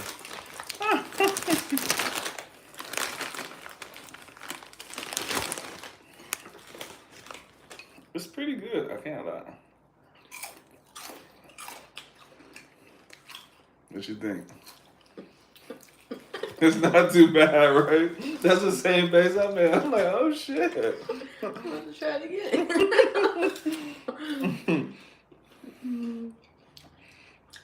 Yeah, man. Pretty good. It's just not what I expected. It's just, but it's decent. Alright. I respect you now. I don't be respecting no one's taste, but Now we can take other suggestions from you. You were on probation. Now your taste buds are, yeah, they valid, bro. That shit good. Yeah, bro. Look at you. I was hella judging him yesterday. I was judging too, but this shit good. I would have never thought this was this good.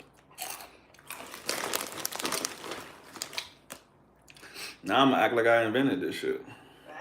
I'll be like, y'all ain't never tried hot Cheetos and ranch? That's my shit, bro. I've been doing that forever. You're right, these are her chips. But until this ranch gone off this plate, I'm gonna keep eating this. Stomach probably gonna go crazy in the morning. That's all right.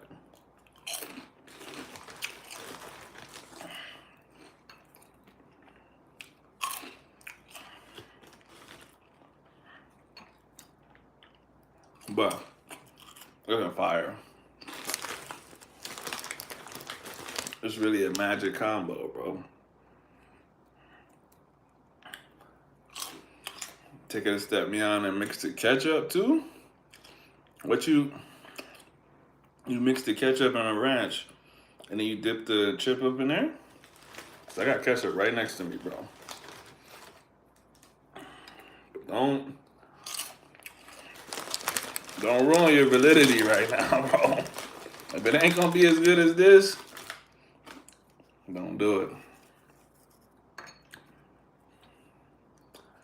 Alright, ketchup ranch. I'm about to see. Let's see what it's hitting on. Ketchup. I guess I don't know the amounts though. So I don't know how much I should have put in.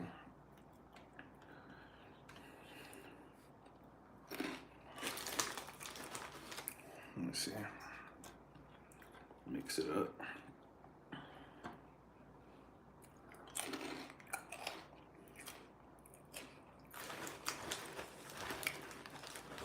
Nah, it ain't no American ketchup.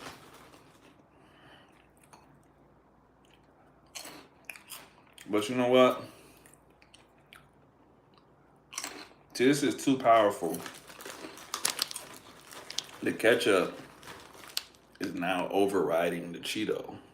I don't like that. I like the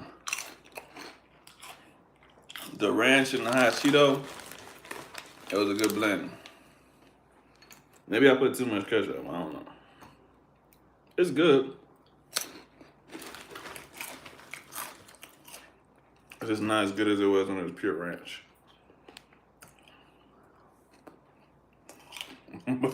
But yeah, ain't no American ketchup.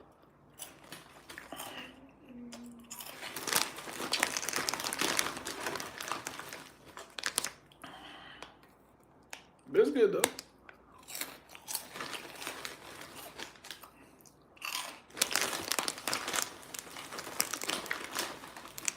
This how you end up on my 600-pound life right here. Mukbang tonight. Basically, my guy told me try hot Cheetos and ranch, and I thought he was disgusting, and I just tried it, and I'm like, bro, this shit fire. Oh shit.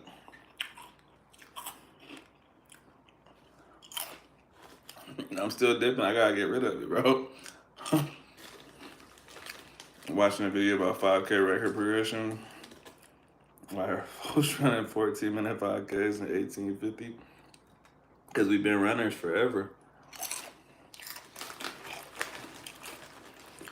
That's the most natural thing you can do, bro.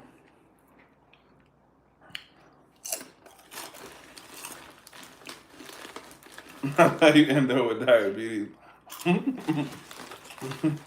right. Hot Cheetos, ketchup, and ranch. Not just ketchup.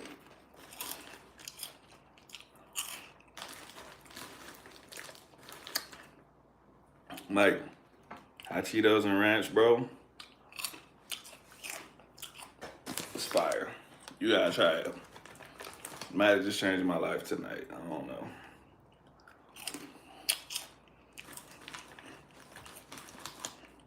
Now I gotta put a little bit more ranch to get rid of the ketchup off the plate.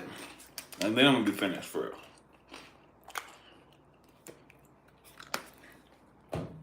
I'm gonna close the bag.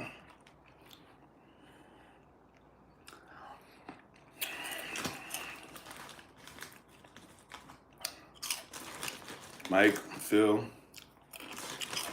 y'all came at the back end of this one. Hot fries are better than Cheetos? Mike, Ben.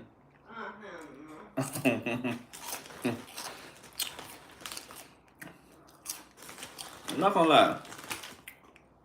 The blue hot fries, they were fire. They were good. Tough to say they're better than hot Cheetos though.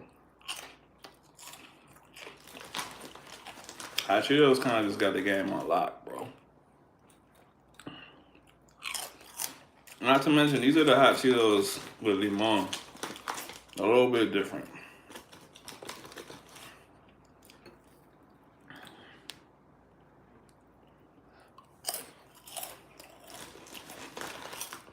Yeah, but Mike, we went up the mountain again today, bro. It was a little less difficult because I took my time, but it's still difficult. It's never really easy.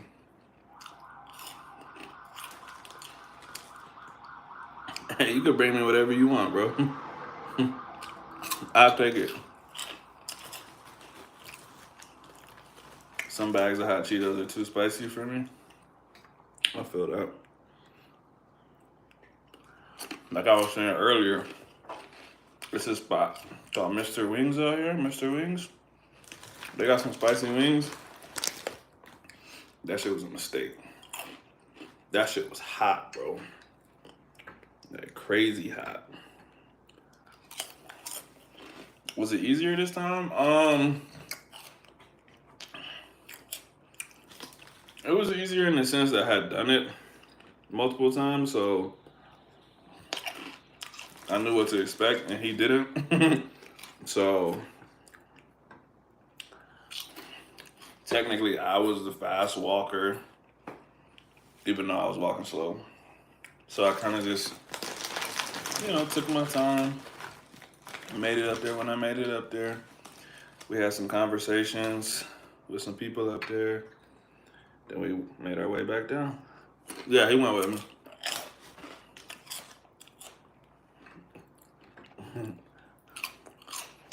I don't know how he made it, bro. Because he said he danced all night, bro. I didn't think he was gonna wake up, to be honest. And if he didn't wake up, I wasn't gonna be mad. I literally hit him up.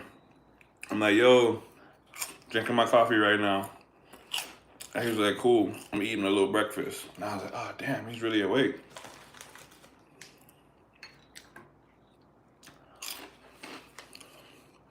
Tomorrow's MLK Day. What percentage of Colombians do you think know who MLK is?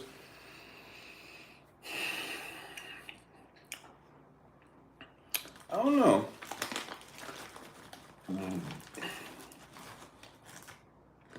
I really don't know. One very strong memory I have is the first client I ever had that didn't speak English, Valeria. She was in school to learn English at the little local college, and one day I asked her what she learned, and she told me she learned about Senor Martin King, and I was like, Martin King? I was like, I ain't never heard someone just say Martin King before. So she really told me about him like I didn't know who he was. And I was like, this your first time I'm hearing of Martin Luther King Jr.?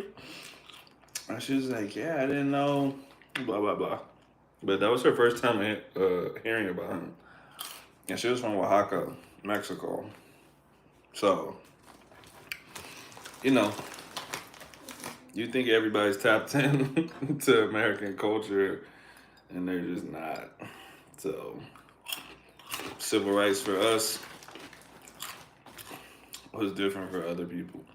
You know, the UK had their own civil rights movement. They have their own Martin Luther King. Bro can dance for real? Oh yeah, he be dancing at the outside, bro. Like, was at the spot. He just walk up to random girls, pull him out on the dance floor, and do his thing.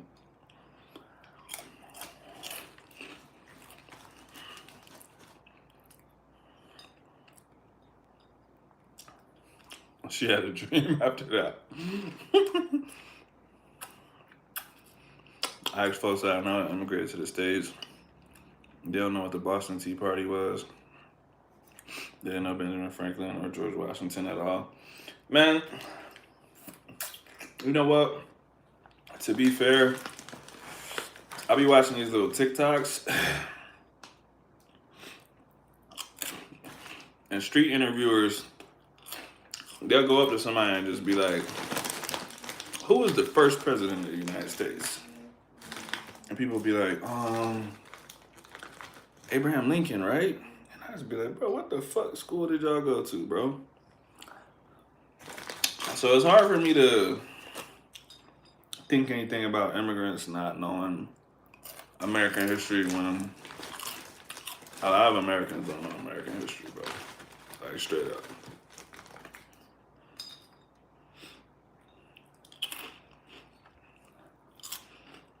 You ask somebody what the Boston Tea Party was,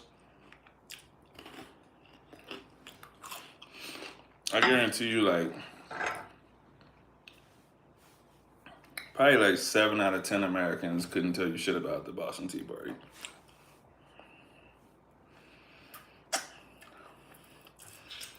They know more than what some Americans know. Facts.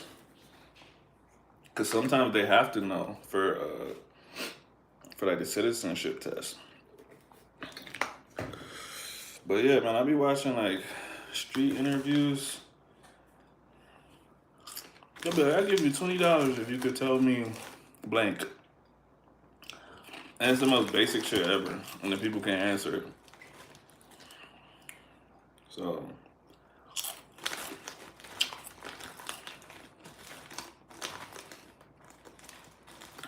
but when I think about it, I've said this sentence at least 30 times since I've been here. I've said, yo, I really need to get a book and really read about like the guerrilla warfare, communists, like bro, like the guerrilla shit and the communist shit is such a big part of the history here, and I still couldn't tell you shit about it because it's not my country. And so I can tell you stuff because I've seen it in movies. Like I know who like the quote unquote bad guys are. I know what the paramilitary did. I know what the guerrillas did in the movies. But if somebody is like, why did it start? Or what was the paramilitary's role? Why were they created? Who was this? I'll be like, oh nah, I don't know that shit, bro. So there's a lot of history, man. Like I always tell y'all, I probably said this a bunch of times.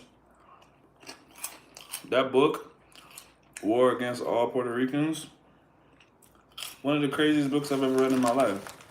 And if you talk to a Puerto Rican that's really informed about their island, they'll be like, yeah, so I won't fuck with the mainland. But for me, I'm like, what? Like you telling me the hurricane hit, wiped out all these crops, and the U.S. was just like, sorry, y'all are switching over to dollars. And they're like, we don't have dollars. And I'm like, well, you're broke. But you could sell me your field and I give you dollars. So all these people sold their land to get dollars. I read about the U.S. bombing Puerto Rico when it was our territory because of a revolution that was being led. Shit like that. But I would have never known now if I didn't read that book. Bro, there's hella Americans. Oops.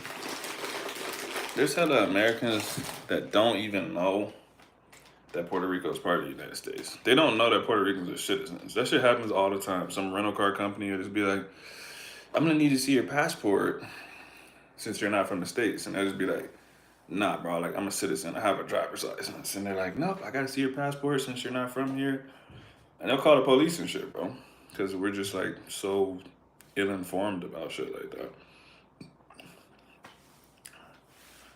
To be honest though, Jalen, as the average Colombian, in my opinion, it's even hard for them to explain it. It's an odd conflict. That's fair. I've asked multiple times. I can never get a clear understanding of the origins of it. Same with Americans though. Okay. That's fair. A politician in the 20s said that Puerto Ricans were subhuman. Yeah. Not even just that. There was a guy, his name escapes me, but he went to Puerto Rico, and he basically tried to sterilize the whole island, bro. If you read that book, you'll see like newspaper clippings and stuff where they say like, literally they'll like this was like American newspapers that would talk about how all Puerto Ricans were just lazy. It's in their genetics to be lazy, blah blah blah, stuff like that. And I'm just like, bro, that's insane, bro. Insane. Like the CIA, FBI was in Puerto Rico just kidnapping and locking random people up for thinking that they were gonna try to do like a revolution type thing. The author of the book, his dad got snatched up when he was a kid and he never saw him again, which led him to be the person that he was. So, yep, literally snatched him up, took him to Guantanamo Bay or some shit, and just literally never let him out. So, it's It's crazy, man. The U.S. Navy still using that island to bomb and PR. Yeah, I mean we took over Puerto Rico as a tactical positioning thing, but yeah, yeah. The more you read about the United States and the stuff we did, it's kind of hard to be proud. But I guess it just depends on how you look at stuff. Cause bro, I know some dudes, and I don't know, it might make me sound bad saying I know them, but they'll just be like, bro, we shouldn't be ashamed. We conquered those motherfuckers. And I'm just like, that's your take on this? They're just like, bro, they were weak. We took them over. Why should we be ashamed of that? And I'm like, I guess. Yeah, Cuba. I'm about to read Che Guevara's writings from his motorcycle trip through South America. The book came today. I read that when I was a kid. Obviously in English because I didn't know Spanish back then. But that'll be interesting to read it in the original text. I might buy that. Um, Even Che, you know, I don't, I don't really want to get into that, but I was taught that dude was like a monster when I grew up. If you saw somebody with a Che shirt, you hear some older person like, look at this dumb fucking idiot that doesn't know that this dude slaughtered, blah blah blah, and it just made it seem like he was like a serial killer. Um, and then, you grow up and there's a very specific speech where Che went to New York and he talked to the United States. And I don't remember exactly who he was addressing, but it was about the United States and their power as like I can't find the words, but our power as basically a nation that um, that hands out justice. And he was saying, yo, why the fuck should we listen to them, bro? They treat black people like they're not humans. Like they literally have to go to different water fountains and shit like that. And they're like, with this history, why should we let them be, the judges of justice? Like that's literally what his whole speech was. And I read that speech and I listened to it, and I'm like, I didn't know Che was coming like this, bro.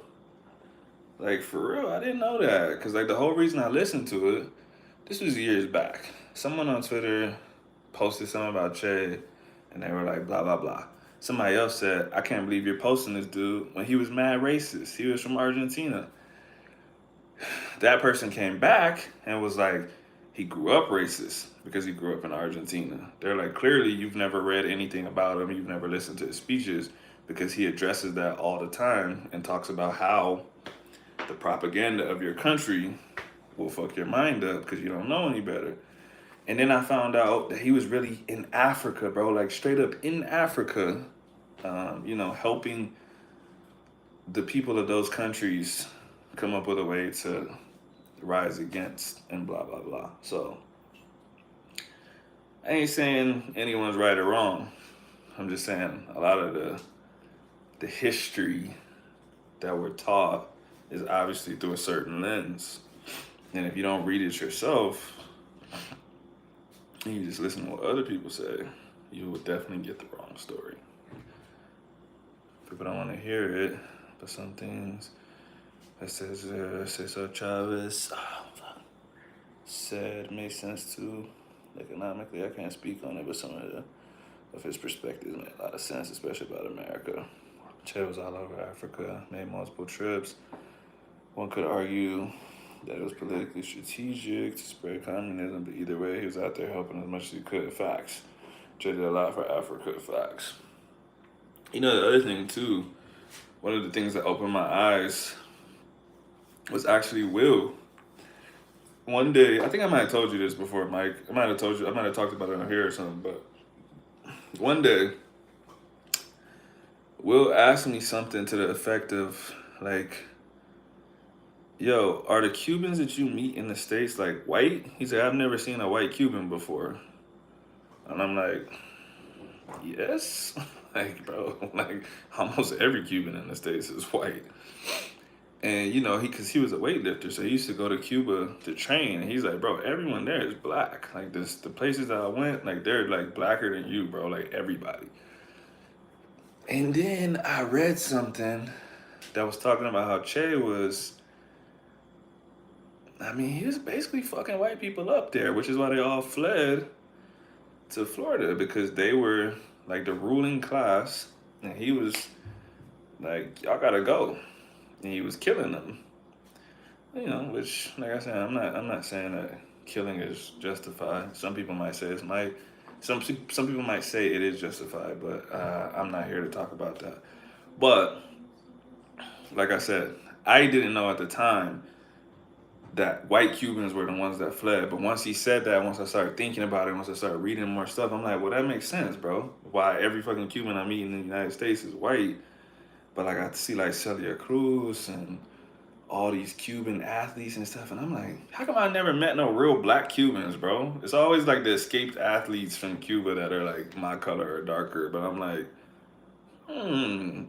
And like I said, when he said that, and I really started looking into it, I'm like, oh, all the white ones that had money ran away, and the black ones stayed behind. You're talking some real history now. There's a reason why Miami looks the way it does, ethnically amongst the Cuban population. Yeah, bro. Like I said, I had never knew or really thought about it before until, like I said, he brought that up, and I'm like, hmm. But yeah, like I said, man, you shouldn't believe me either. You should do your own research, like legit research. When people say do your own research, they're usually saying listen to me. But I'm literally telling you, you should read books. You should find this stuff out for yourself. Cause I'm just a human being. I make mistakes. You know what I mean? I might read something and remember it differently, and I might say something on here, and you could call me out and just be like, "Oh, that's not true." I'll be like, "Oh shit, my bad." So don't take my word as absolute. I'm just talking about stuff that I've read, heard, experienced, but you should read about it yourself. Giselle, what's up? My Afro-Cuban friend was not pro-Castro. That's not surprising, but you know what's interesting, man? I read the CIA files on Castro, and I just cannot believe how many assassination attempts that he survived. Like, bro, they were literally trying everything, bro. Like poisoning his cigars and everything.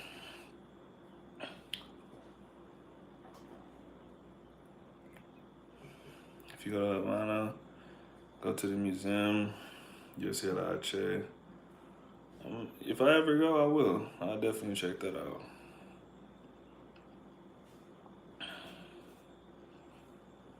I read a book written by an indigenous Mexican last week. Shocking info, what they go through, como indígenas in Mexico. Maybe it was the leading candidate. Yeah, man, that's what's crazy, man. Every country, every place has its history, uh, and there's oppression everywhere. And I think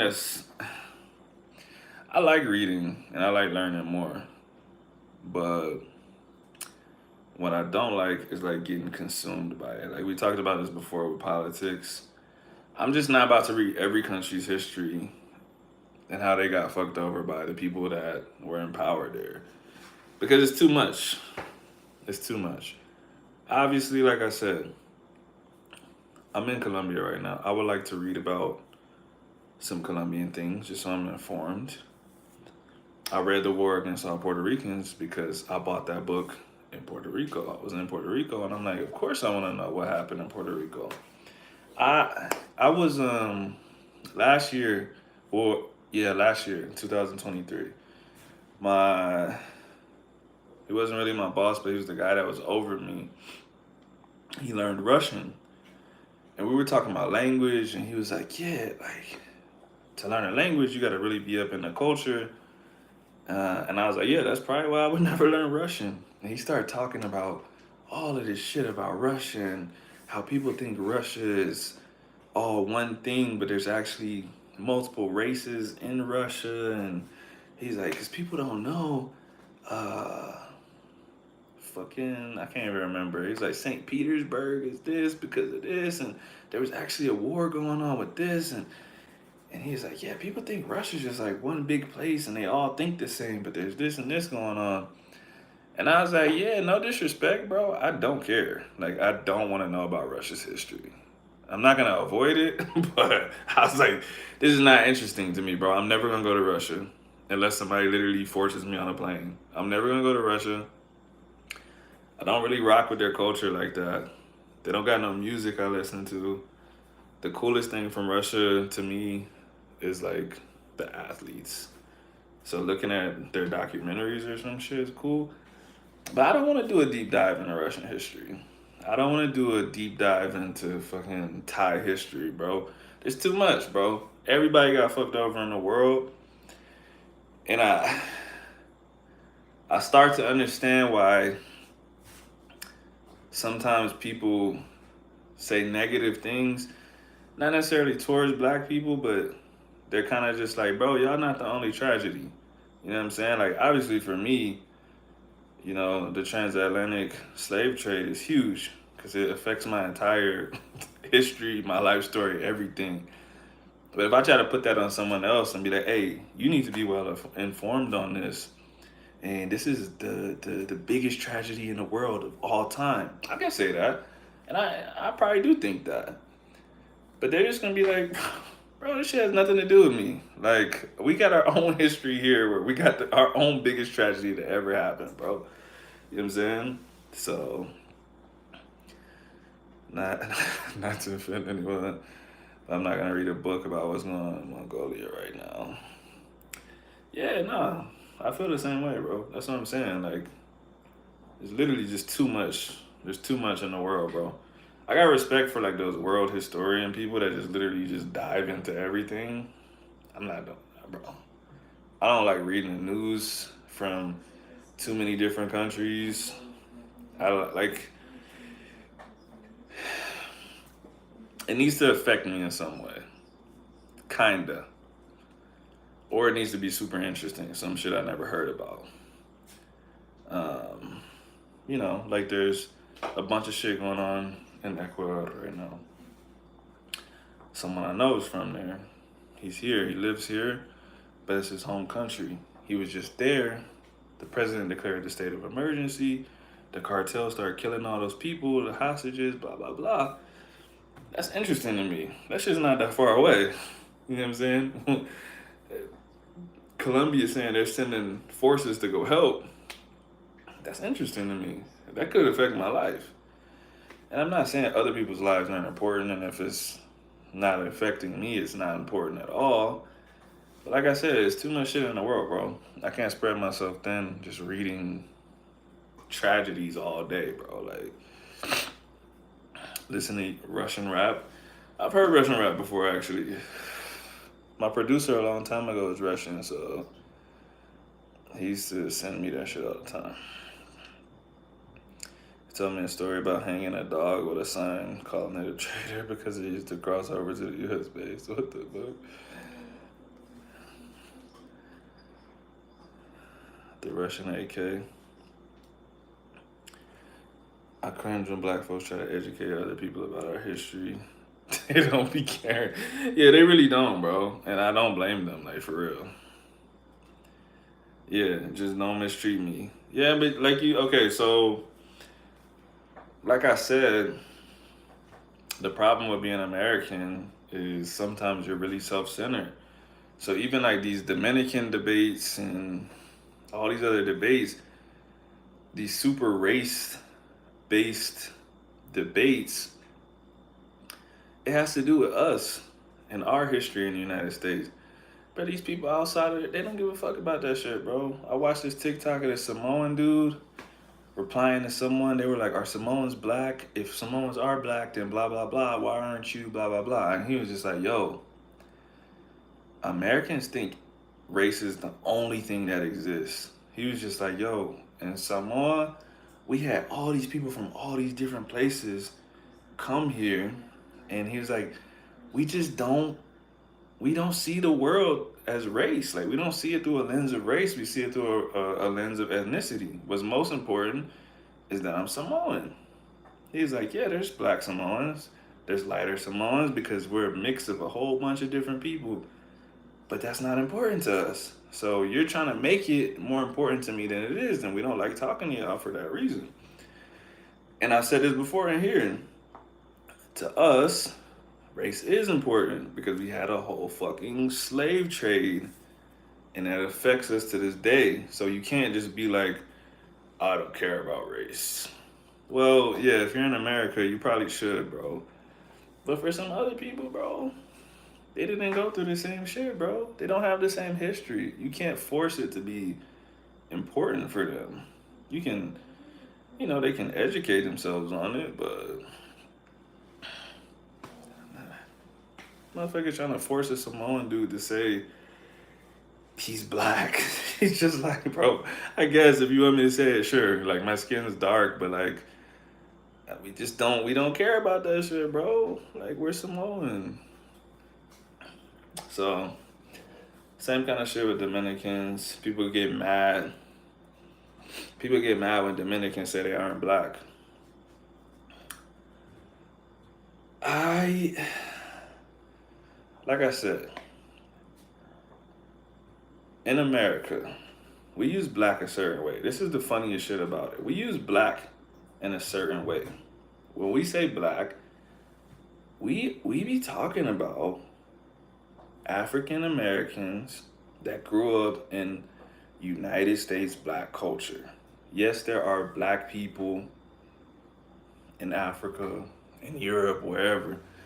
But most of the time when people say black in the United States, they're talking about a specific type of black person. They'll even say like, "Are you black or are you blah blah blah?"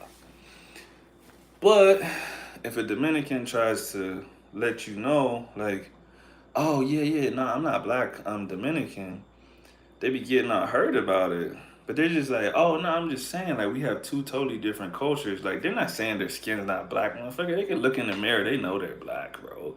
The ones that are. They're saying they grew up fucking listening to merengue, eating mofongo and all kinds of shit that you didn't do. Y'all are not the same, bro. Like it just is what it is. Samoans aren't black.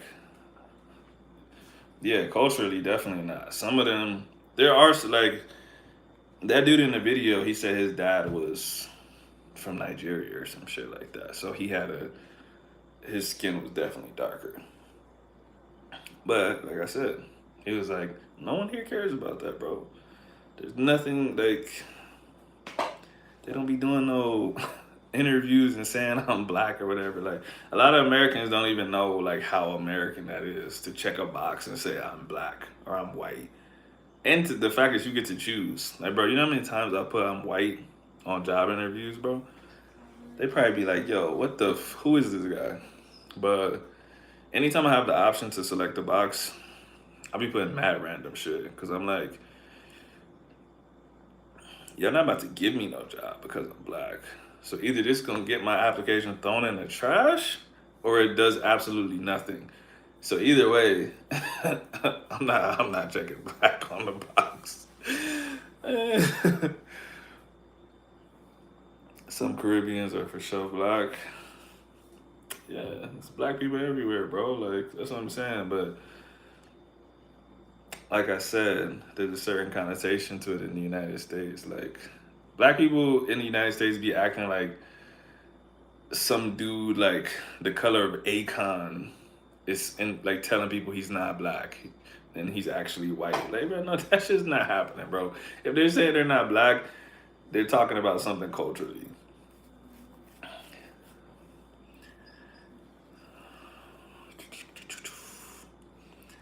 I had a Haitian ask me, should I check black African American? Yeah, like I said, shit's weird, bro. Like when you really think about it, it's weird. We just now got rid of affirmative action in colleges. That isn't working out like people thought it would.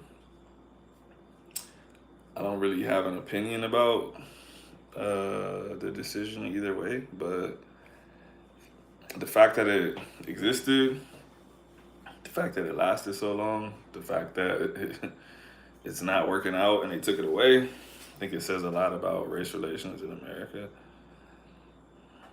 In Atlanta, checking black may get you the job. I need to move to Atlanta, sure.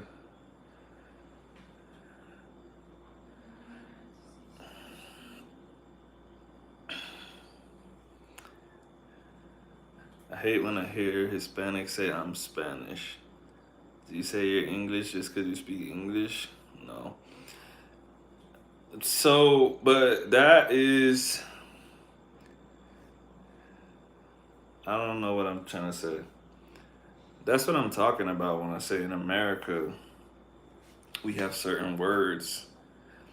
Like I know Dominican people in New York that say I'm Spanish because they know in America that's what the people care about. If you say you're Spanish, I'm like, okay, you speak Spanish and you ain't from here. Like, and it's taking on a meaning. Oh, Spanish music. They don't care where the fucking music is from, bro. It's Spanish music. He's Spanish. Spanish Harlem. It's a Spanish restaurant. They're not saying Spaniard. Motherfuckers don't even probably know where Spain is. The Americans, they don't know where that shit is, bro. They don't know shit about Spain. We're just weird, bro. We got a weird mix of people here. We got a weird history. And we got some words that take on some weird connotations, bro. I had a white homegirl tell me Spaniards aren't white. Yeah, bro. Those are the ones that we call spicy white. Motherfuckers be trying so hard not to be white. I'm like, bro, yeah, motherfuckers is basically the original colonizers, bro. Like, you are white. Spaniards are white, bro. I have a friend too, uh, an associate, and he be doing the same thing. He be like, bro, we're not white. And I'm like, yes, you are, bro. Like, y'all motherfuckers are the reason that Mexicans have red hair, super pale skin sometimes. Like, yeah, bro. Like, if you didn't speak Spanish, I would think you were any white dude in the world.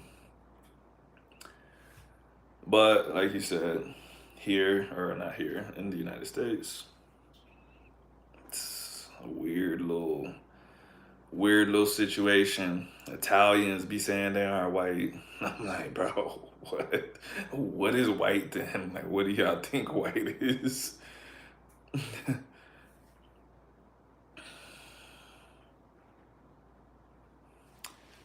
Mexican geopolitical analyst Sanfredo Jalife hates the term Hispanic because, is it supposed to say because it contains the word Spain? Well, I think that's why people say Latino. But then people get mad if you say Latino instead of Hispanic because they're like, I don't know, bro. The whole world is just complicated. What's crazy though, that a Dominican go to Spain, they will soon realize that they're not Spanish. Oh yeah, bro.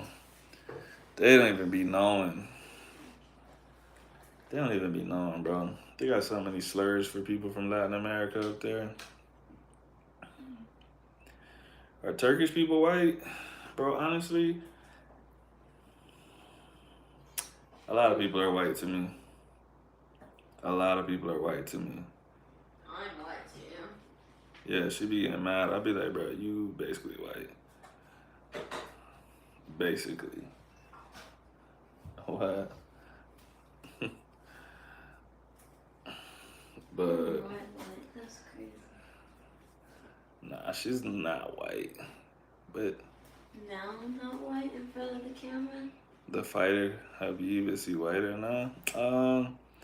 Here's the thing. Like I said, you talking about real deal history, genealogy, all of that shit. Like you said, this dude is literally from like the whitest place ever. But in America, he wouldn't be because he's Russian. You know what I mean? Because we have race where we're like your skin is this, but if you don't fall within like these certain traits, you're like I said, you become like spicy white. You become Italian. Like, oh no, he's not white. He's Italian. It's like this dude looks like any white dude ever. Yeah, that's what I'm saying. He's literally from those mountains. But if he was in the United States, they wouldn't call him white. They would call him Russian. That's what I'm saying. And basically, all of this shit turns into. Jalen's a liar. He calls me white all the time. Please don't put your weight on that thing. But yeah, no, I do call her white. What's wrong with being white? I'm not white. That's the problem. I think he's just asking in general. I didn't say there was anything wrong with being white. Ask white people why they don't want to be white. No. I'm not white, so.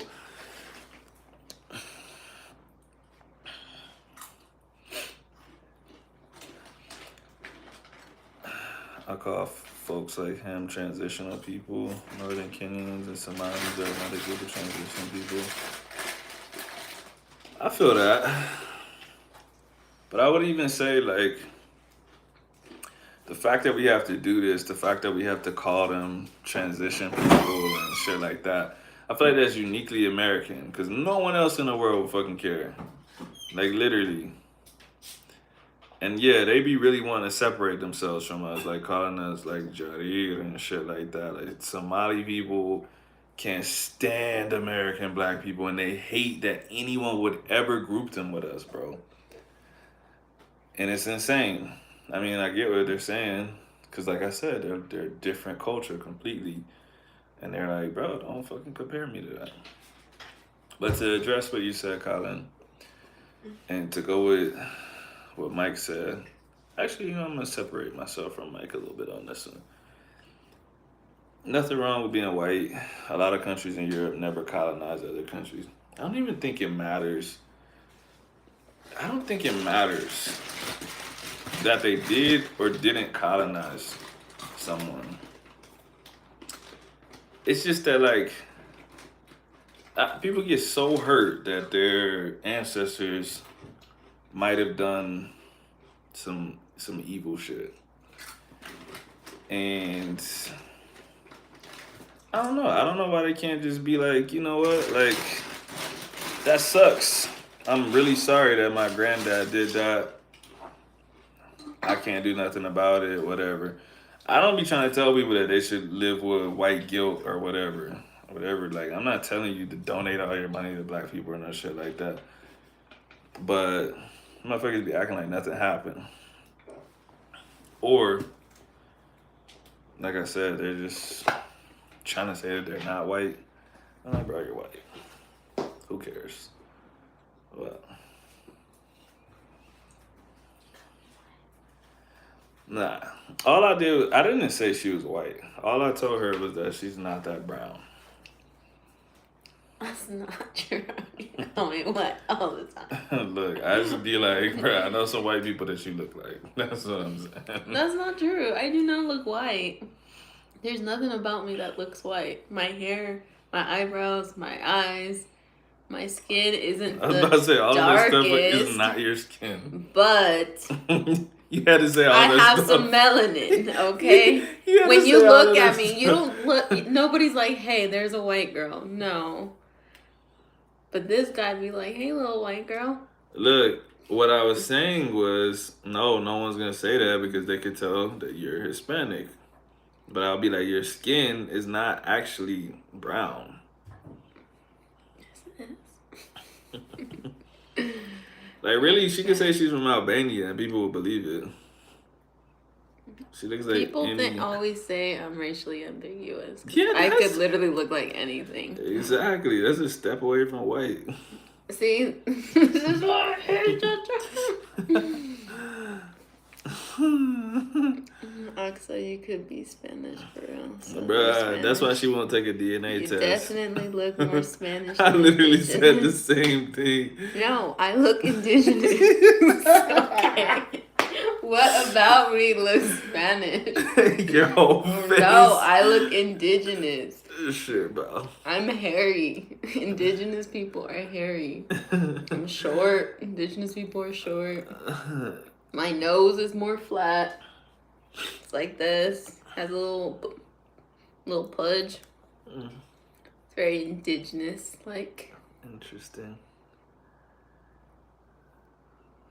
You know Mike Ben? I'm not hanging out with you when you come over. And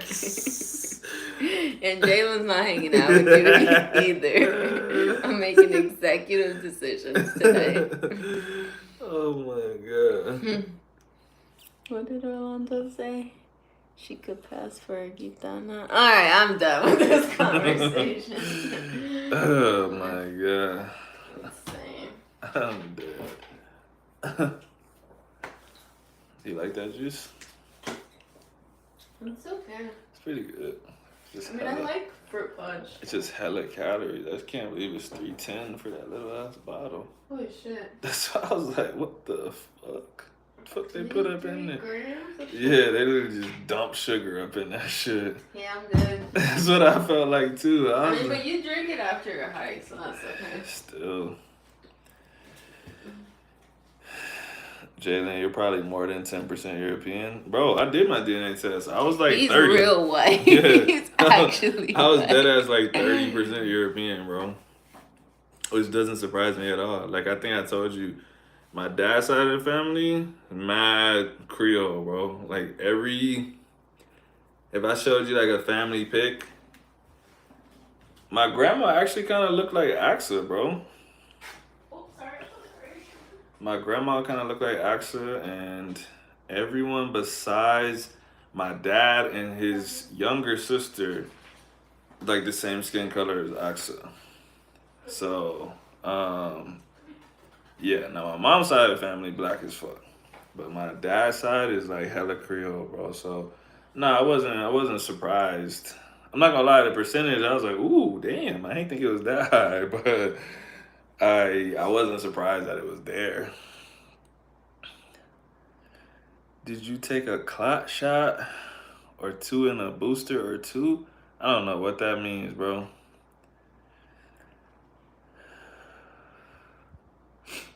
As African Americans, we downplay the European percentage for some reason. We don't realize how different we live from the continent. Yeah, no, facts. Facts. But yeah, like I said, yeah, like my family in Louisiana speaks French and shit, bro. Like not you know how some people be like, oh yeah, we're Creole, but like they don't really know anything. They just like, yeah, I'm from Louisiana. Like, nah, dead ass. Like my family speaks French.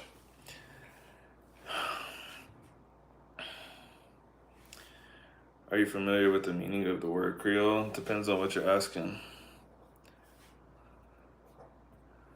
European isn't a race. Who said European is a race? What are you talking about, bro?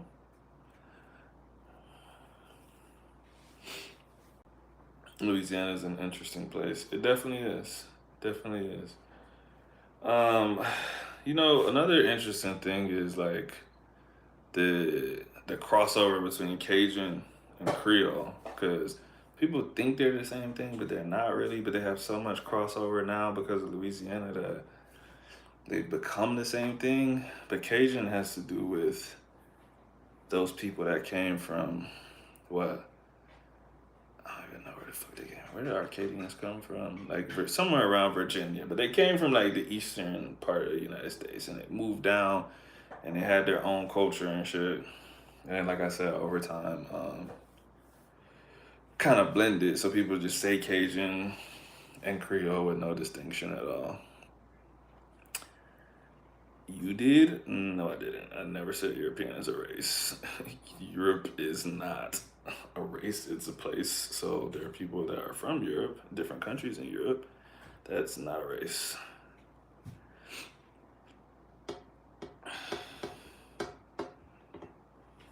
Acadians were from Canada. Yeah, but they settled somewhere in the United States before they moved down to Louisiana. That's what I was referring to. But I am not a history buff. Did I take the vaccine? Why would I take a vaccine, bro? I have the immune system of a god, bro. I've never taken any vaccines. I'm walking around with polio on my system right now. And if somebody get out of line, I'll spit on them and give them polio. It'll probably melt their face. And they'll just instantly stop walking.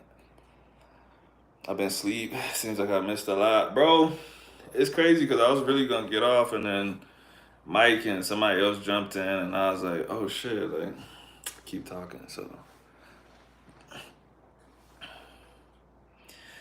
not trying to get political. I had a girl walk out on a date a few weeks ago and I told her I didn't take the vaccine. Well, no, that's what she want to do, bro. Like I said, like we talked about last time, people that make everything one thing, it's just not my style, bro. My whole life is a lie? Probably. Sounds about right. That means you don't exist, though. So let's see. Let's see if you exist. You're still here. Let's see if I can put you in timeout. Let's see. I timed you out for 10 seconds. If you come back, then that means that I'm hallucinating and that I should ignore you. If you don't come back, then it means that I've woken up.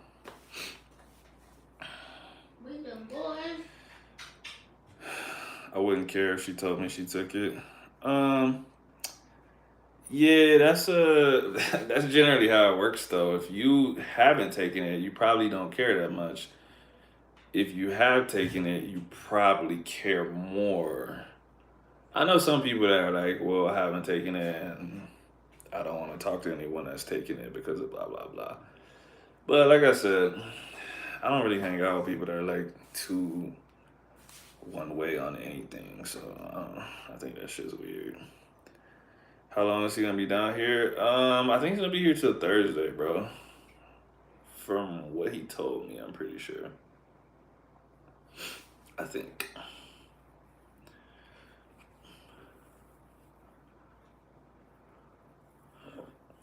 By the way, all my family and friends know you and Axa virtually now. They asked about my trip to Colombia.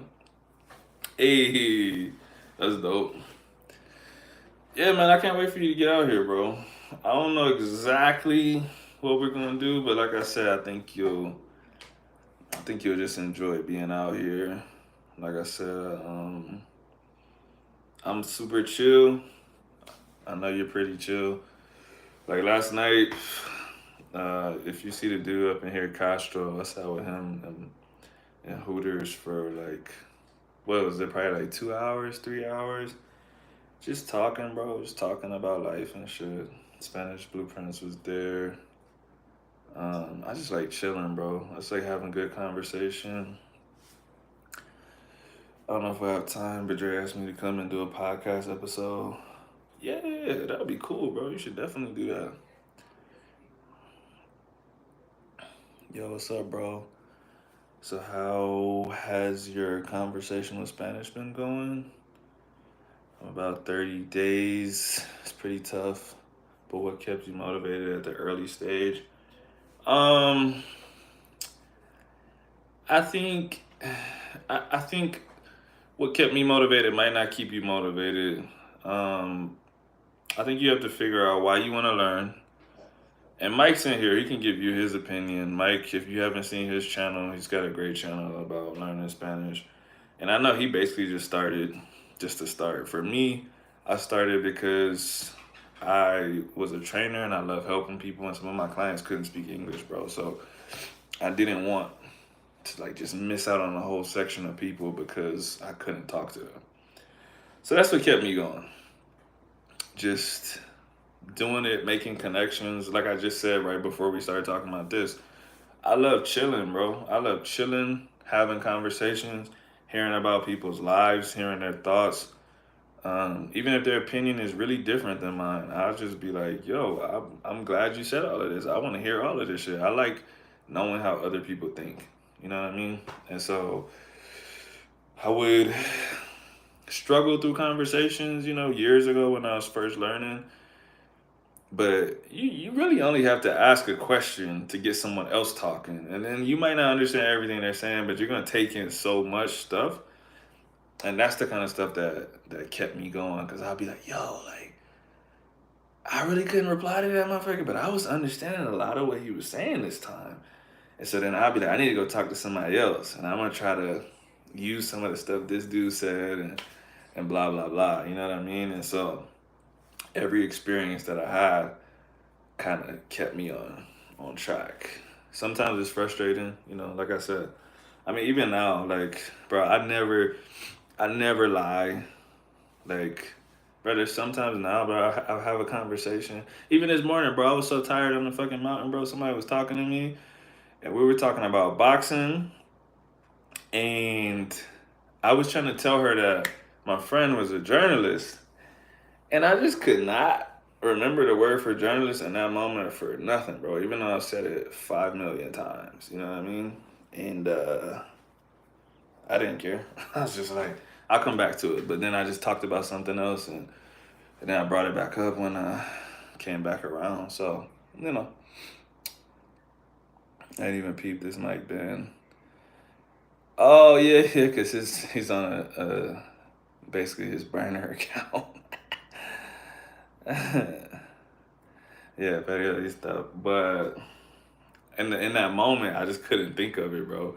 And it wasn't like it was the first sentence I said, bro. We were talking for like 10 minutes straight, and I literally like my mind just burned out like in one moment, bro. And so, but it was cool. Like I said, I did that shit in English too. Like I said, I was with Spanish Blueprints. We were walking down the mountain. I was trying to think of something in English. I couldn't say that shit either. I was just tired, bro. So, you're from Chicago? That's cool, bro. Speak Spanish and Ebonics. But you know what I don't get? What's your name? Polo Berlinski? This is what I don't get about people like you. And I don't really care. I usually don't even block people like you. I probably won't unless you just like say something outrageous. You don't think it's weird to look at somebody that you don't like? Like, let's just pretend that you were a person that I didn't like your race or whatever just disgusted me. Can you imagine me sitting on your live stream and typing like stuff to try to agitate you or whatever? You don't think that's weird, bro? Like, is your life pathetic? Do you have a family? Because if you have a family, it's even weirder. Imagine your wife and your kids are on the couch and you're watching some black dude and you're like, speak Ebonics, monkey. Like, why, bro? Like, for what? I just don't get it. I would really like to look in your brain and see what made you click on my channel and just stare at me. Like right now, you're staring at a black dude. You don't think that's weird? But like I said, it's too much energy to block. If he says some super crazy stuff, I probably would block him.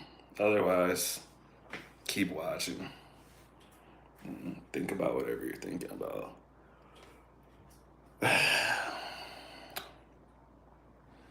Spanish is one of the most beautifully spoken languages on the planet, in my opinion, objectively.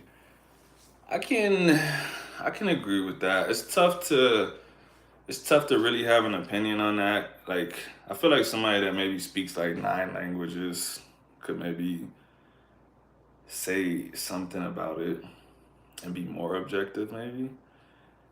Because, like, really, how many languages do we speak? So, of course, like, we speak these two. Out of the two options we have, I feel like we could say, yeah, this is better. I do agree, though. Seconds, I speak six. Dope. What six languages do you speak? Pablo. Felipe, what's up, man? You came on the back end of this, too. You should get a Malcolm X tattoo on your neck. No thanks.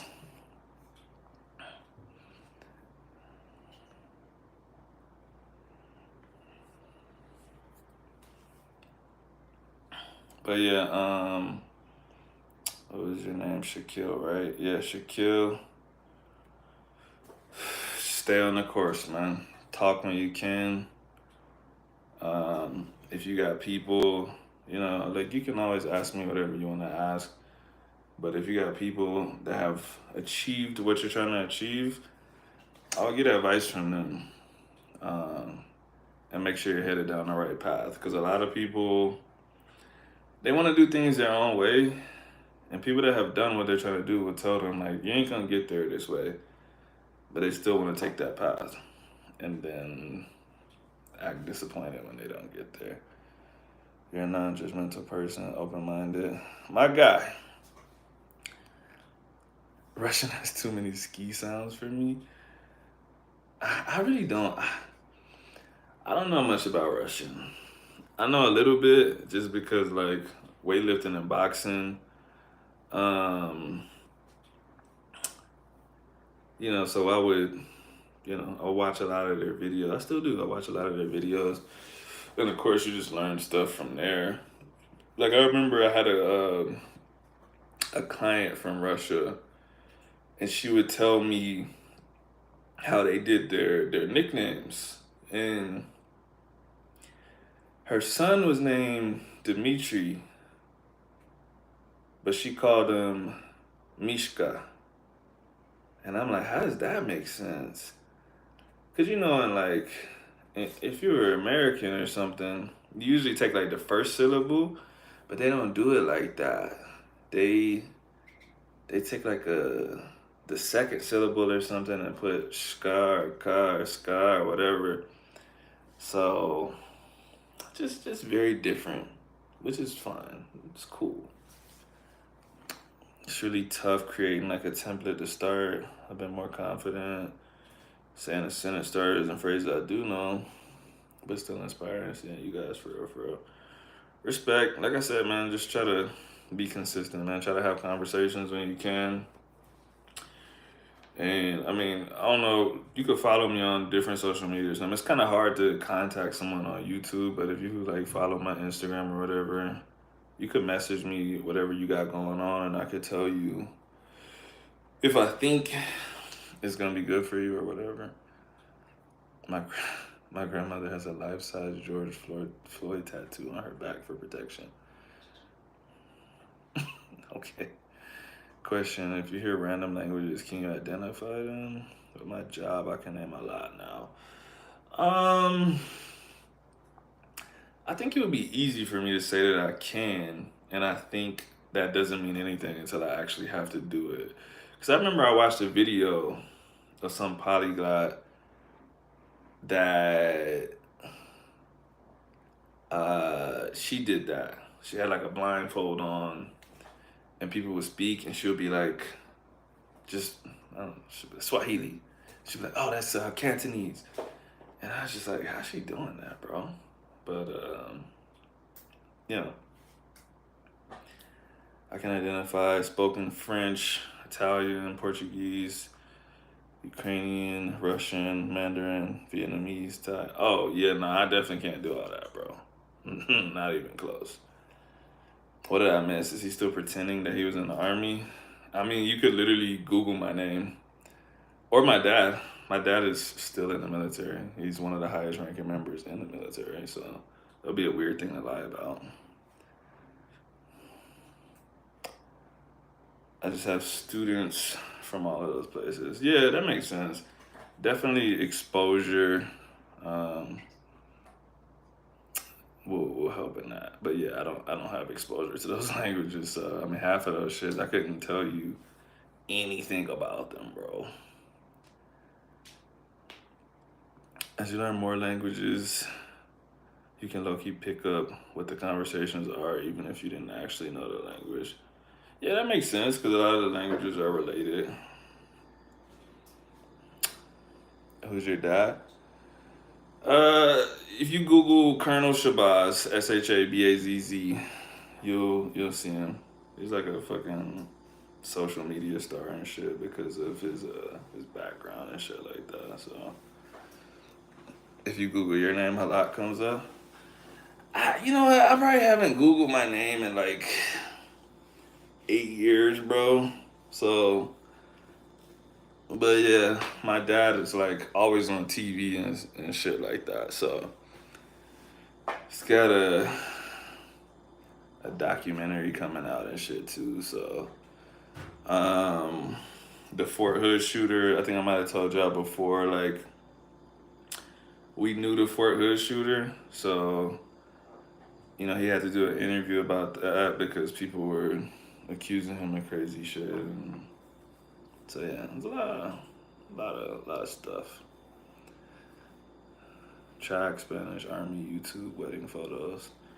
Yeah, man. You know what? As technology rapidly advances, bro, like if you got a digital footprint, bro, it's real easy for the internet to connect all of that shit, bro. And actually, you know what? I'm real good at finding people just because of like what my job was in the military. I was in military intelligence and I did a lot of stuff like that. Uh, and it was a lot harder to find stuff about people 10 years ago. Like now, bro, if you like little bit of information, bro, it's so easy to find people and find where they live at or where they did live at, known associates and stuff like that. I would say about 10 years ago, it was a lot harder. Fort Hood is in Killeen? Yeah. Well, Fort Hood, like, is Killeen, basically. It's kind of like, oh, let me see. Like the Fayetteville to Fort Bragg. So you got Fort Hood, which is pretty big, and Killeen is the surrounding town. But if you're in Fort Hood, you're just gonna say you're in Killeen. And a lot of people from Killeen would just say like, "Oh yeah, I'm from Fort Hood." You know where that's at? Like if you go too far away from Killeen or Texas at all, people ain't gonna know Killeen. So you say, "Yeah, Fort Hood," and they might know that.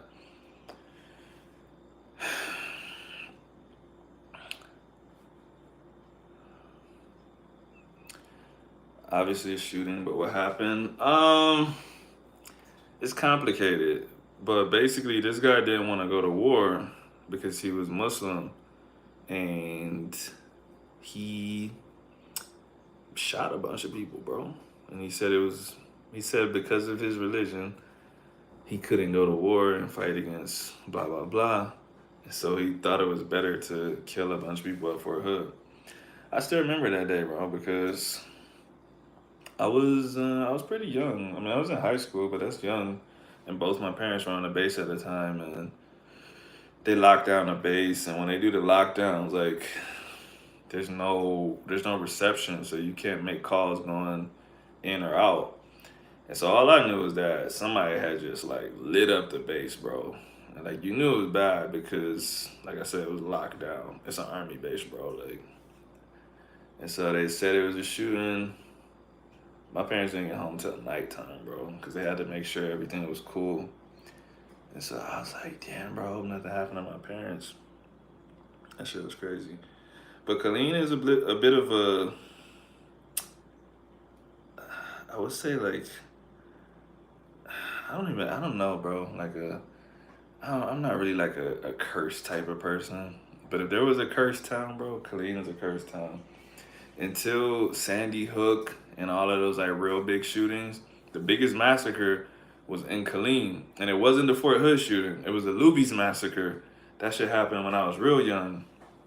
Dude drove his truck into the Luby's and just started spraying people up. That shit is a little Asian restaurant now that I would never go eat at. I ate there once and it was just too creepy, bro. Like, bro, hella people died like right here. Um, but yeah, the Luby's massacre, and then I think just because Luby's, it was like a, you could think of it like a gas station, bro. But like, I don't even think there is no Luby's anymore. I think there was um, too much bad press with that name because of that event, and I think they just stopped or changed their names or something. I ain't seen a Luby's in a minute, bro. Or a lot of y'all in Killeen military kids, yeah. Killeen, so Fort Hood is huge, bro. It's like 100,000 soldiers.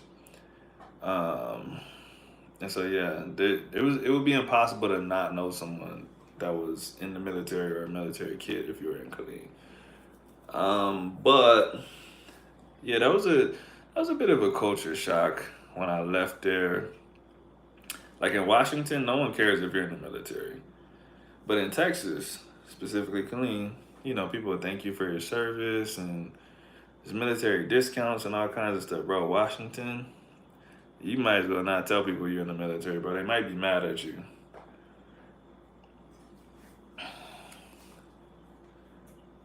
Um, 23 people lost their lives in the Luby shooting. Yeah, bro. That's what I'm saying. Until the bigger shootings happened, I think Sandy Hook and the Las Vegas joint. There might have been a couple other ones in that time that I don't remember because we have so many. But yeah, the Luby's massacre it was big, bro. It was big. What did I think of the whole Vanessa Guillen ordeal?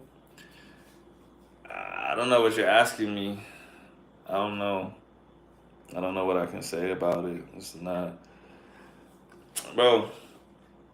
I've seen so much stuff like that in the military. Not like I've like seen death like that, like with people like her. But there's so many sexual assaults, rapes, and cover-ups. Just, it's not surprising. Mike, how you don't know that story, bro? I feel like that was one of the biggest stories maybe when the pandemic started, like around that time. That's crazy that you don't know that story. Literally because of her, like, they changed the name of the base. It's actually not Fort Hood anymore, bro. It's not called Fort Hood anymore. You're not supposed to say that. It's like Fort Cavazos or something. I don't remember if it's Cavazos or Cavazos. But they changed it to Latino soldier, hero, some shit. I don't know the story. I don't watch the news. I see. I can tell, bro. That was a huge story. I would say people that never heard of Fort Hood or Killeen. Yeah, bro. I had like hella people message me like, bro, this your hometown, bro. Like they saying people die there all the time. I'm like, well, yeah, it's true. Like, it's true. That's why I said I don't believe in like curses and stuff. But if there was a cursed city, it's Killeen. Like, there's a lot of events like that. It's not like magic or nothing. It's just bad stuff, bro. Soldiers, like somebody just get killed off base. They'll be like, oh, it's probably a carjacking. Who knows? And it's kind of the end of it. But it's like, you don't think that's kind of weird, bro? That a soldier in uniform just got killed? Like, a lot of ex-soldiers either kill their wives or they just go nuts and kind of just do a suicide by cop type thing. But yeah, no, I think your fear of mass shootings in Texas is not, it's not crazy. It's not irrational. I don't think you would experience one, but I can't promise. So Axa told me to stay on. Now she's kicking me off. 5 minutes. Clean and so it's not that bad. It's not that bad, but it is at the same time. You know what? Killeen kind of reminds me of Cali, bro. Now that you said that, I feel like if you're doing the right thing in Killeen, if you're not out super late, you're not going to clubs, um, if you're just living a normal life, bro, nothing is gonna happen. No, I meant Cali, Colombia, not California. My bad. Um, I feel like nah, bro. Like regular civilians don't begin. Nothing happens in Killeen, bro. Not in the good parts of Killeen, Harker Heights, like the suburbs of it, and even the better parts of Killeen. Now, they be robbing the Dollar General at 4 a.m. I remember, like, right before I left high school, this girl was the cashier at the Dollar General, and they killed her and took everything out of the till. I'm like, damn, bro, you could have just robbed her. You didn't have to kill her. So stuff like that, stuff definitely happens late at night. But like I said, it reminds me of here, man. I know Castro probably sleep, but I talked to him. Castro's here right now. He don't really speak Spanish, and he just moved here, and he said it's good vibes, bro. He's out here by himself, bro, and so it's you know there's danger everywhere. Killeen definitely has some danger. I ain't saying Killeen don't have danger. There's been a handful of times that Killeen has made like the top 10 most dangerous cities in Texas. But like I said, being from there, I just be like, yeah, bro, like you definitely gonna get shot if you go to the club. I'm sorry. They be shooting every weekend, bro. I wouldn't go to the club and clean. I just wouldn't. So if it was like that in Cali, if someone was like they shoot at that club every weekend, I just wouldn't go. I just wouldn't. Atlanta has a reputation of being dangerous. If I go to the news YouTube page, I legit can't find a murder case for months. And the news also report murders. Killeen is hood, bro. I'm not saying it's not. Here's the other thing too, though, bro. And this might be the same for Atlanta, but I think it's different. I think it's different because Killeen is a little bit smaller. But there's Killeen, and then there's the surrounding areas, and we're all under the same area code. And all the other places are lesser known places, so everyone just says they're from Killeen. Like really and truly, I went to middle school in Killeen. I went to high school in Harker Heights, which is a nice suburb. I think I told you. Axel was walking the dog out there, hella late at night, no worries, nothing like that. Killeen is very different than Harker Heights. Same area code 254, not the same people, not the same neighborhood, not the same price points. So I don't doubt that murders happen all the time in Killeen. But Killeen is somewhere you go to the mall at. Killeen is somewhere that you go to restaurants at. It's not somewhere that you live unless you're from Killeen. You know what I mean? Like, if you move to Killeen, I would expect that you didn't live in Killeen. I'd be like, bro, you need to move to Harker Heights. I was actually watching football highlights and vlogs of people from Harker Heights. It looks nice. I don't know, Mike. I think another thing too is that you're not from there, so it might look a little bit more dangerous than it is.